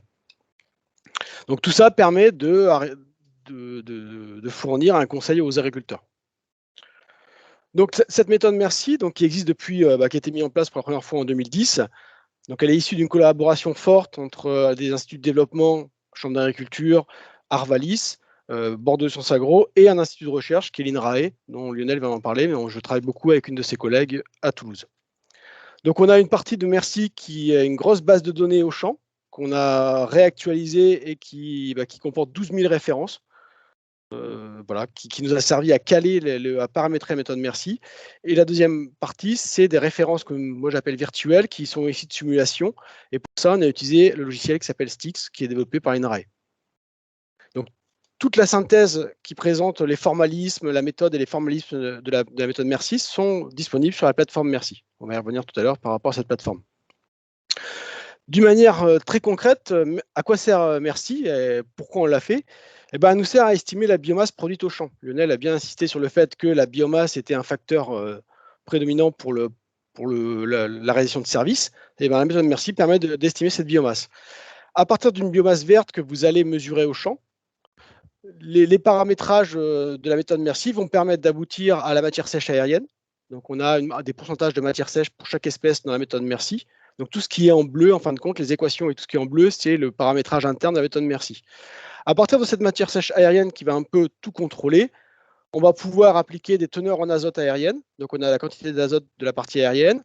On a des coefficients qui permettent de passer de la matière sèche aérienne à la matière sèche racinaire. Donc, on va estimer la matière sèche racinaire. À partir de là, on a des teneurs en azote de la partie racinaire. Donc, on va pouvoir estimer la quantité d'azote partie racinaire.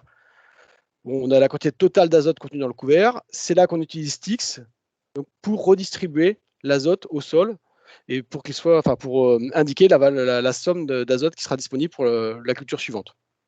Et donc, ces simulations Stix, on les a réalisées à l'échelle de la France métropolitaine en 2020. Ça va estimer aussi les quantités totales de PKSMG restituées au sol et disponibles pour la culture suivante. Et puis derrière, ce que je vous disais tout à l'heure, on a un rendement énergie, méthanisation, et on estime des valeurs fourragères comme l'UFL et la MAT. Et également le stockage de carbone. Donc, ce n'est pas un bilan carbone, on est bien sur un stockage. C'est une quantité de carbone qui provient des cultures intermédiaires et qui va retourner au sol. Donc, la mise en œuvre de cette méthode, elle est aussi assez simple. Il faut réaliser un prélèvement au champ. Donc, quand je dis assez simple, ce prélèvement au champ, il prend quand même 25 minutes par placette pour un couvert à peu près de 3-4 espèces. Donc, nous, on préconise de faire entre 1 et plutôt 3 placettes. Donc, vous voyez, on est vite à 1 heure pour réaliser un prélèvement. Bien sûr, il faut prélever en conditions ressuyées votre parcelle, votre couvert. Il ne faut pas qu'il y ait de rosée sur les feuilles ni de pluie, parce que sinon on va surestimer en fait le poids aérien. Donc j'ai tendance à dire, souvent on fait ça à 11 heures pour se mettre en forme avant de manger ou pour digérer après vers 14 heures. Il faut repérer la placette, donc vous pouvez vous prélever 1 mètre carré, 2 mètres carrés, 0,5 mètre carré. Donc il faut prélever une surface et puis après vous coupez à ras-le-sol toutes les espèces, sauf, donc là on a quelques espèces qui n'ont pas posé de soucis, mais qu'il a fallu adapter, c'est le radis fourragé par exemple, et le radis chinois, et on a aussi la rave actuellement qu'on est en train de caler dans Merci, et là on prélève ces espèces-là au collet, donc on ne prélève bien que les espaces, que la partie verte, et après c'est ce fameux coefficient qui permet d'estimer la matière sèche racinaire, donc qui va être plus important. Une fois que vous avez coupé tout, vous avez trié, on trie, on pèse individuellement chaque espèce. On réalise des répétitions si le couvert est hétérogène. Et après, c'est là qu'on retourne au bureau, où là, on peut l'utiliser depuis le téléphone, mais c'est un petit peu un peu plus petit quand même. Mais si vous retournez au bureau, vous allez sur le site www.méthode-merci.fr et c'est là où on va saisir les informations nécessaires au calcul. Alors, ces informations-là, elles ne sont pas nombreuses. Juste avant les informations nécessaires, vous pouvez retrouver ces fiches réalisation d'un prélèvement au champ et puis une feuille de prélèvement qui peut vous aider, une sorte de pense-bête qui vous permet aussi de faire vos prélèvements. Donc, vous pouvez retrouver tout ça dans la bibliothèque de la plateforme Merci. Donc, n'hésitez pas à aller consulter cette bibliothèque. Alors, sur la plateforme Merci, vous avez un onglet qui s'appelle le calcul, réaliser un calcul. Et quand vous voulez réaliser un calcul, il va falloir renseigner un certain nombre de renseignements. Donc, le type de calcul, la biomasse choisie, biomasse verte. Alors, si vous avez une étuve, on peut sauter une étape. On peut directement rentrer une biomasse sèche, si vous avez déjà fait le séchage de votre couvert. Bon, on vous demande 2-3 renseignements, le nom de la parcelle, la commune. Alors, la commune permet de définir un type de sol, parce que comme il y a à l'échelle de la France métropolitaine de nombreux sols, donc en fait, à l'échelle du département, on a restreint le nom de type de sol.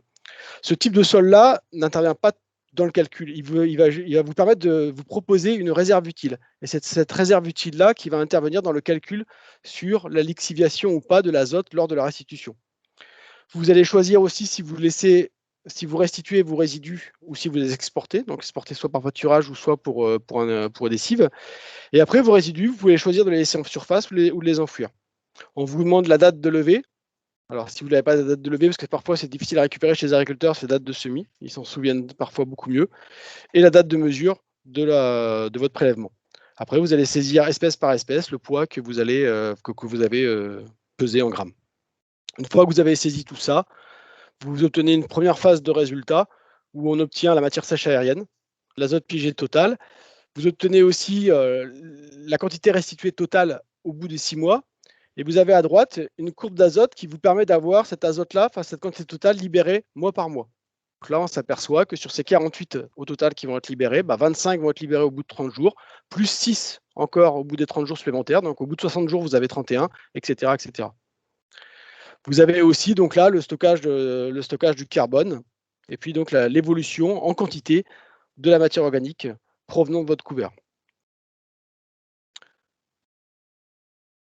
Juste pour vous donner quelques exemples, alors on a fait une première extraction de tous les calculs réalisés sur la méthode Merci, donc sur la plateforme Merci. Alors, je vous ai dit que la méthode Merci existait depuis 2010. Alors, en 2010, de 2010 à 2018, on fonctionnait sous forme d'un fichier Excel, comme nous a présenté aussi Patrice Mailleux. On avait rodé un fichier Excel. Et à partir de 2018, on s'est posé la question déjà de l'étendre à l'échelle de la France métropolitaine, d'accumuler encore plus de références et de fonctionnalités. Et on est passé sous une plateforme Internet. Cette plateforme Internet a été lancée fin novembre 2020. Donc là, on a fait une extraction au mois de mars 2023, où on était à 2153 inscrits sur la plateforme, 35 000 calculs réalisés. Et je vous donne là, ici, quelques résultats issus de cette première analyse des calculs. Donc, les couverts végétaux, derrière la vision Merci, sont majoritairement restitués à 95%, c'est-à-dire que la partie exportée type cive ou pâturage n'est pas un service aujourd'hui recherché ou estimé avec Merci. Les résidus sont majoritairement enfouis après destruction, donc à 74%. La durée d'implantation moyenne d'un couvert, c'est 120-130 jours. La composition en nombre d'espèces, alors on revient sur ce que disait un peu Lionel, je ne sais pas, on revient où ça complète. On a été assez surpris de ces premiers résultats. On a encore beaucoup d'espèces pures. Donc 25% des calculs réalisés sont sur des espèces en pur, des couverts en pur. Donc avec la févrole en tête, la moutarde blanche et la facélie. Donc qui sont les 3 espèces qui sont implantées en pur. Pour 62%, donc une grosse quantité, vous avez des couverts quand même en mélange et qui sont entre 2 et 5 espèces. Et on s'aperçoit que les couverts avec de beaucoup d'espèces sont relativement faibles, en tout cas dans Merci. Alors je ne sais pas si c'est le fait que ces couverts-là sont difficiles à réussir ou ça demande beaucoup de semences. Ou alors, si c'est embêtant à rentrer ça peut être embêtant à rentrer dans l'outil Merci, parce que plus vous avez d'espèces, bien sûr, plus il faut faire de pesées et plus il y a de choses à rentrer. En termes de biomasse aérienne, si on reprend ces 2 ans et demi là, de Merci, on arrive à 3,3 tonnes à l'échelle de la France métropolitaine, en valeur moyenne. Et si on regarde région par région, on arrive, voilà, on va de 2,6 ou 2,5 pour l'Île-de-France. Donc vous avez aussi le nombre de calculs derrière, enfin en dessous du tonnage, vous avez le nombre de calculs qui permet aussi de voir un peu la robustesse de cette valeur. Mais en valeur moyenne, on est à 2,5 pour la région Centre-Val de Loire et on monte à 3,6, 3,8 même pour la région Pays de Loire. Donc après, on peut descendre à l'échelle départementale, etc. etc. Pour la répartition des calculs, parce que là, je viens de vous donner un calcul moyen à 3,3 tonnes, mais on s'aperçoit quand même qu'il y a un certain nombre de couverts, donc 37%, qui sont avec des biomasses faibles, inférieures à 2 tonnes, parce que nous, on considère que la biomasse commence à être intéressante à partir de 2 tonnes, même si, comme l'a rappelé Lionel, pour gérer les mauvaises herbes, il faudrait plutôt se rapprocher du 4 tonnes. On a quand même, dans 21% des cas, des biomasses qui dépassent les 5 tonnes. Donc là, l'idée, c'est de regarder dans quel cas et dans quelles conditions, quelles espèces permettent d'atteindre ces 5 tonnes et au-delà. En termes d'absorption totale de l'azote, sur ces premiers résultats, on s'aperçoit que le couvert a capté en moyenne 90 kg. Donc en fait, si vous regardez le captage, ça va de 5 à 400, si je veux vous donner le mini et le maxi. Donc là, en moyenne, on est à 90.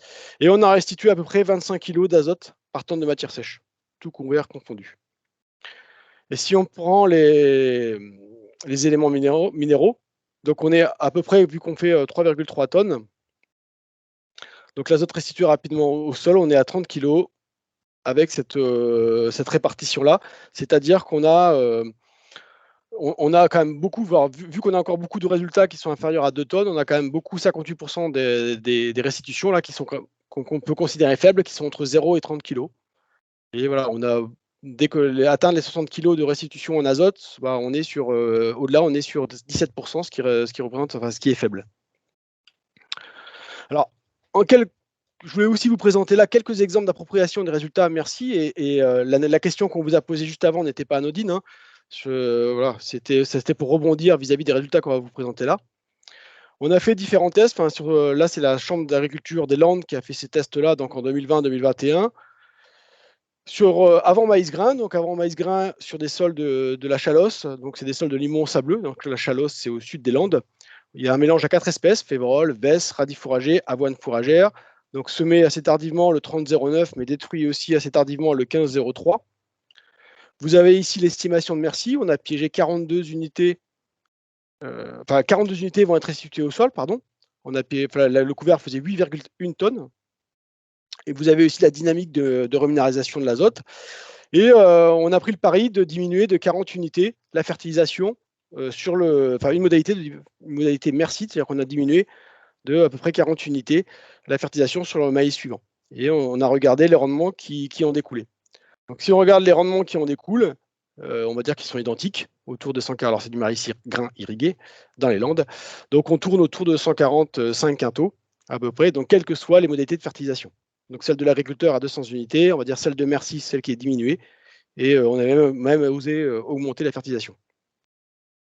Donc là, on peut, pour l'instant, ça nous conforte sur la fiabilité des résultats de la méthode Mercy. Donc sur un deuxième test, toujours sol de Boulbène, toujours en Chalosse, donc un couvert de févrole pur à 130 kg, donc semé le 1er novembre et détruit le 24 mars. Là aussi, on a 80 unités annoncées par Mercy, donc avec une distribution, après un relargage au fil du temps qui est de 20, 20, 20, 20 et 10, 10. Donc là, on a pris aussi la modalité. Alors, on n'a pas osé, d'où le partiellement de tout à l'heure. Hein, je conçois que se dire on va diminuer de 80 unités, même dans les essais, on a peur. Enfin, on n'a pas envie. Mais là, quand même, le rendement, il n'a pas encore, il s'est pas encore dégradé. On était toujours aux alentours de 139, 138 quintaux. Alors, je vous ai remis aussi, Patrice en a parlé aussi dans son exemple d'outil, avec un prix de l'azote à 1,5 €, c'est vrai que si on diminue de 45, voire de 80, et ça fait de suite des économies de 67 à plus en euros par hectare, et ça paye vos semences de couverts végétaux. Donc, de nouveaux essais là sont prévus pour 2024 encore pour attester. Si parmi vous, certains ont fait ce type d'essai-là, je suis preneur à 200% des résultats. Et j'ai terminé. Eh ben, c'est parfait. Merci Sébastien. Alors, du coup, on va enchaîner direct sur la séance de questions. En fait, tu as donc une question sur la méthode de destruction. Alors, c'est en arbo, mais je pense que la question peut être valable aussi en vigne. Dans la dynamique de restitution de l'azote, est-ce qu'il y a un gros impact de la méthode de destruction, notamment entre le roulage et le broyage? Alors aujourd'hui, alors je vais être direct, c'est pas intégré dans la méthode Mercy aujourd'hui parce qu'on n'a pas les références sur la dynamique de restitution des éléments minéraux, quelle que soit la méthode de destruction, broyage ou roulage. Donc aujourd'hui, on ne sait pas dire, on n'a pas des essais assez précis pour dire que l'une est meilleure que l'autre pour telle ou telle condition, quoi. Voilà. On a intégré en fait le enfoui et le resté en surface. Bon, c'était aussi pour répondre à une demande de personnes aussi en semi-direct, hein, qui sont des gros utilisateurs de couverts végétaux. Mais on a intégré les dernières références, donc issues de travaux menés par l'INRAE du côté du nord de la France et en collaboration avec le Brésil. Mais on n'a pas, sur les outils de destruction, il n'y a pas assez de références aujourd'hui pour intégrer, et je ne peux même pas me prononcer. Merci. Et du coup, on avait alors 2 questions que tu peux peut-être traiter en même temps. Il y en a une où c'est comment intégrer les résultats de la méthode Mercy dans le calcul du bilan azoté? Et une question qui peut être liée, c'est savoir si vous avez fait des vérifications de reliquats azotés sol avant et après le couvert. Donc voilà, donc c'est vraiment une question par rapport au bilan azoté, quoi. Alors, pour les reliquats, oui, on en a fait dans des essais. En fait, on en a fait dans des essais entre 2001 et 2010. Et je vous dirais franchement qu'on n'a pas refait après parce que c'était assez long.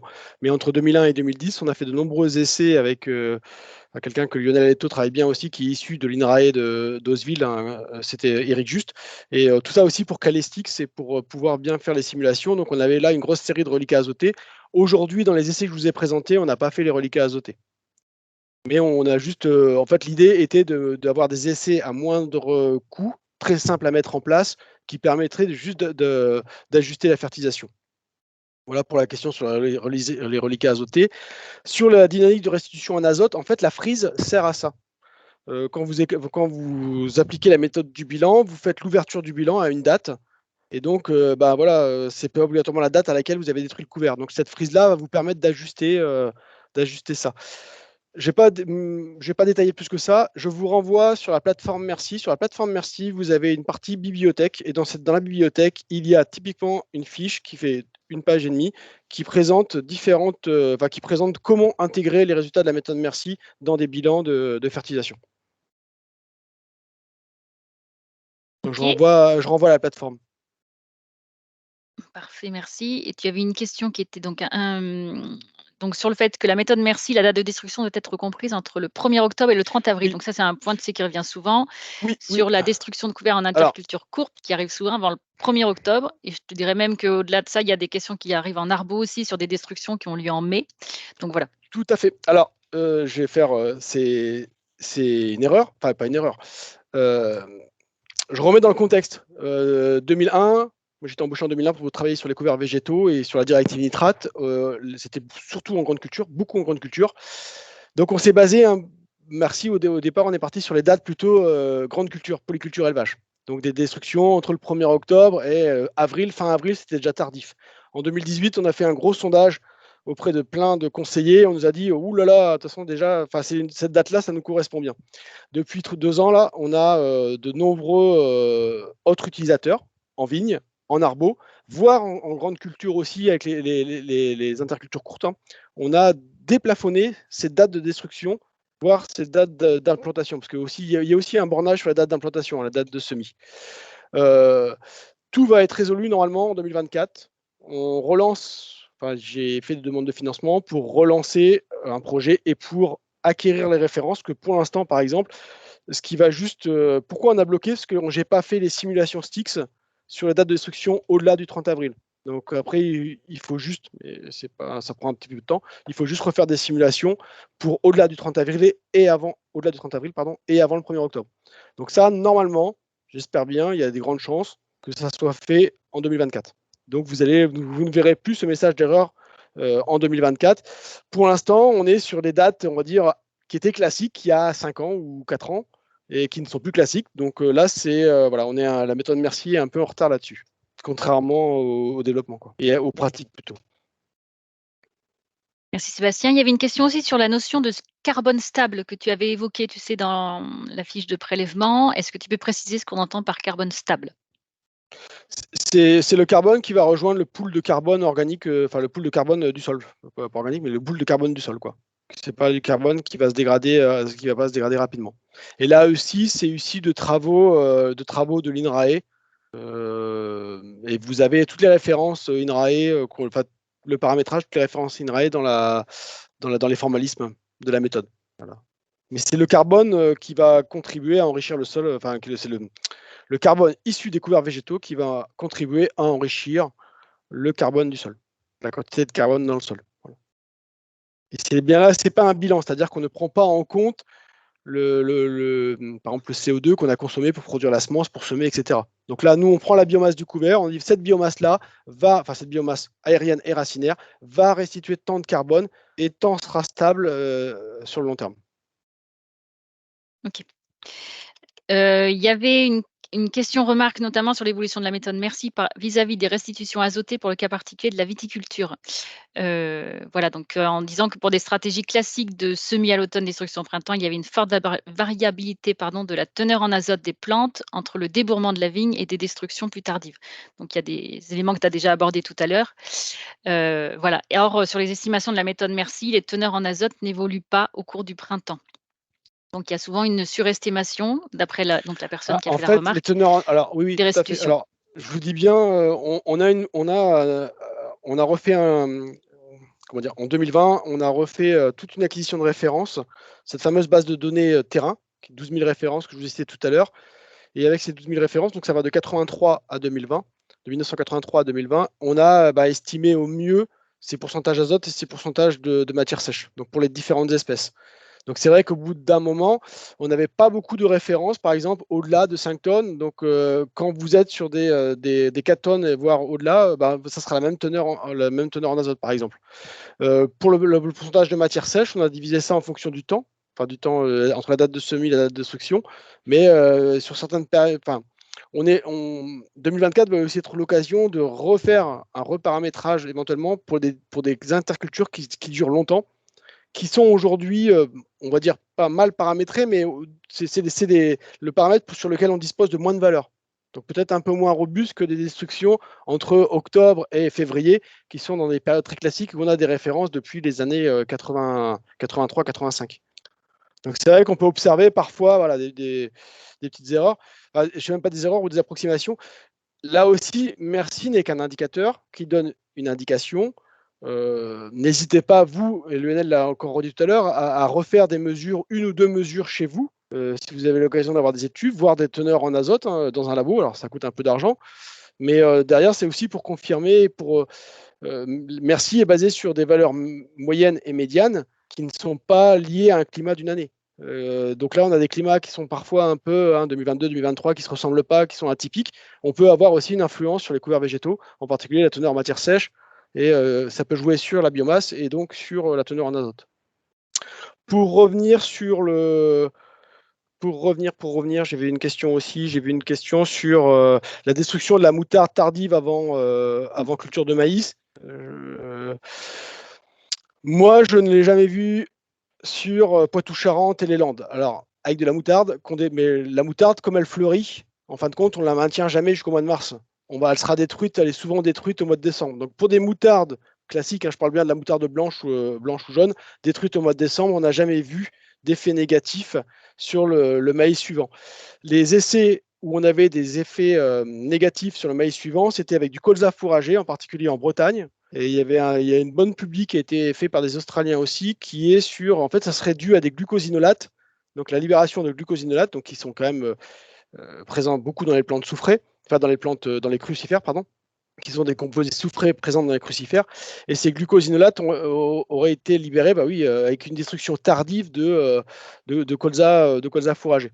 Donc c'est le seul cas où on s'aperçoit de ça. Alors, de colza fourragé, de glucosinolate, on est venu à interdire toutes les moutardes, toutes les crucifères avant maïs. Donc moi, voilà, en destruction précoce, on n'a jamais rien vu, donc nous, on ne l'interdit pas. Au moins en destruction précoce, et on ne va pas mettre du radis ou du colza fourragé avant maïs. Voilà pour la question. On va prendre peut-être les dernières questions. Ouais, donc il y avait une question sur savoir si tu avais avancé sur le projet d'intégrer à Mercy les restitutions avec un pâturage du couvert. 2024 aussi. Donc c'est prévu dans le plan de charge 2024 avec oui, on a, en plus je connais bien, oui, c'est les personnes qui posent la question. Donc oui, on va intégrer en fin de compte dès que vous allez, on va multiplier, c'est-à-dire que vous allez avoir une chose de plus, c'est-à-dire qu'on aura restitution du couvert, exportation ou pâturage. Et quand vous allez cliquer pâturage, vous aurez peut-être 1 ou 2 renseignements en plus. Et donc ça va vous estimer vous retirez une partie de la biomasse aérienne et puis vous remettre des fécès et de l'urine liés aux animaux. Et donc, en fait, ce qu'il faut retenir, c'est que le pâturage va diminuer la part de matière organique stable, donc par rapport à mon graphique du début, va permettre une restitution beaucoup plus rapide de tous les éléments. Le fait de passer par l'animal augmente la vitesse de restitution des éléments. Voilà, donc vous allez faire moins de matière organique stable, et vous allez faire plus de matière, vous allez faire plus de restitution à court terme. Voilà. Donc en fait, on déplace sur cette biomasse totale, on déplace le curseur entre des restitutions rapides et des restitutions à long terme. Ok, donc Lionel a mis un petit complément que je vous laisse voir dans la conversation là, par rapport à la question maïs crucifère, en lien avec un article qui sera mis à disposition effectivement avec les diaporamas. Et il y avait une question peut-être encore traitée, parce qu'on a un peu dépassé l'heure du webinaire là, par rapport à la nouvelle réglementation. Je ne sais pas si tu la vois dans l'espace conversation, Sébastien, si tu as eu le temps de la regarder. Voilà, si tu veux y répondre et puis. Je suis entièrement d'accord avec ça. Enfin, moi, j'ai tendance à. Alors, en plus, je travaille aussi sur la diminution des phytos, au-delà des couverts. J'ai tendance à prioriser les choses sur des parcelles sales, pas sales, où il y a quelque chose à gérer en termes d'adventices. Je gère d'abord mes adventices et j'ai implanté mon couvert après. Mais à ce moment-là, c'est-à-dire que vous avez un objectif derrière de couvert et de choix d'espèces qui va être limité ou différent d'une implantation précoce, c'est tout. Mais je pense qu'on a intérêt vu la restriction aussi en termes de matière active, à gérer nos cultures, à gérer par des chômages avant et implanter nos cultures intermédiaires après. Je ne sais pas si ça répond trop à la question. Après, Lionel l'a rappelé, les couverts végétaux étaient fortement décriés dans les années 2000-2001. Aujourd'hui, ça devient un levier incontournable de nos systèmes de culture d'un point de vue agronomique et environnemental. Si demain on veut protéger nos sols, je vous ai mis une petite référence tout à l'heure, hein, un sol couvert à l'automne, enfin un sol couvert par des températures en ce moment là de 35-36 degrés, là, l'endroit où je suis moi, c'est 10 à 15 degrés en moins, hein, au niveau de la température en surface du sol. Donc cette protection, ce couvert-là, c'est quand même une protection qui est super intéressante. Aujourd'hui, on a aussi de fortes précipitations, des cumuls de précipitations importants sur peu de temps. On a vu en Espagne la semaine dernière, et bon, vous voyez les infos, en Grèce, mais bon, on ne parle pas. Mais ça peut arriver demain chez nous. Le couvert végétal va permettre aussi de tamponner ces fortes précipitations. Donc, la protection de nos sols à l'automne devient quasiment incontournable. Donc, par contre, il va falloir, c'est sûr, intercaler ou trouver un compromis entre la gestion des mauvaises herbes et la gestion de nos sols et de l'azote en particulier. Merci. Il y avait une dernière question qui est assez ouverte sur quelles espèces pour quelle restitution. Donc là, c'est peut-être plutôt de renvoyer à une bibliographie ou à un article ou dans la bibliothèque si tu avais quelque chose. Voilà, c'est vraiment savoir quelle restitution, potasse, azote, voilà, quelles espèces pour guider le choix. Alors, c'est vrai qu'on a vu des petites différences. On pourrait s'amuser à faire ça. Il y a des espèces qui ont des teneurs un peu plus élevées. Je prends la facélie en potasse, voilà.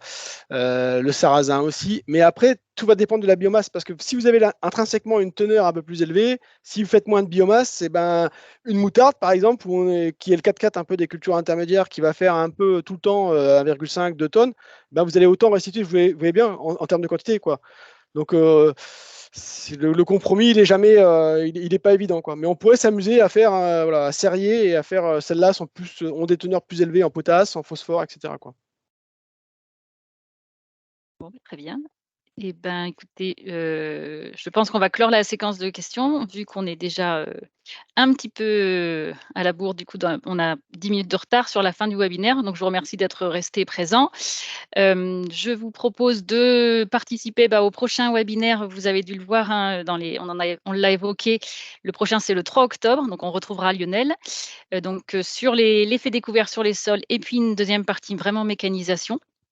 Et le troisième webinaire sera donc le 19 octobre sur la partie régulation des adventices et biofumigation. Voilà. Donc, écoutez, je vous remercie beaucoup de votre participation. J'espère que le webinaire aura permis de répondre à vos attentes. On se permettra de vous envoyer un petit questionnaire d'évaluation dans les prochains jours et puis vous aurez bien sûr un mail pour vous prévenir de la mise en ligne des replays. Voilà. Et un grand merci aux intervenants, bien sûr, pour leur présentation. Merci.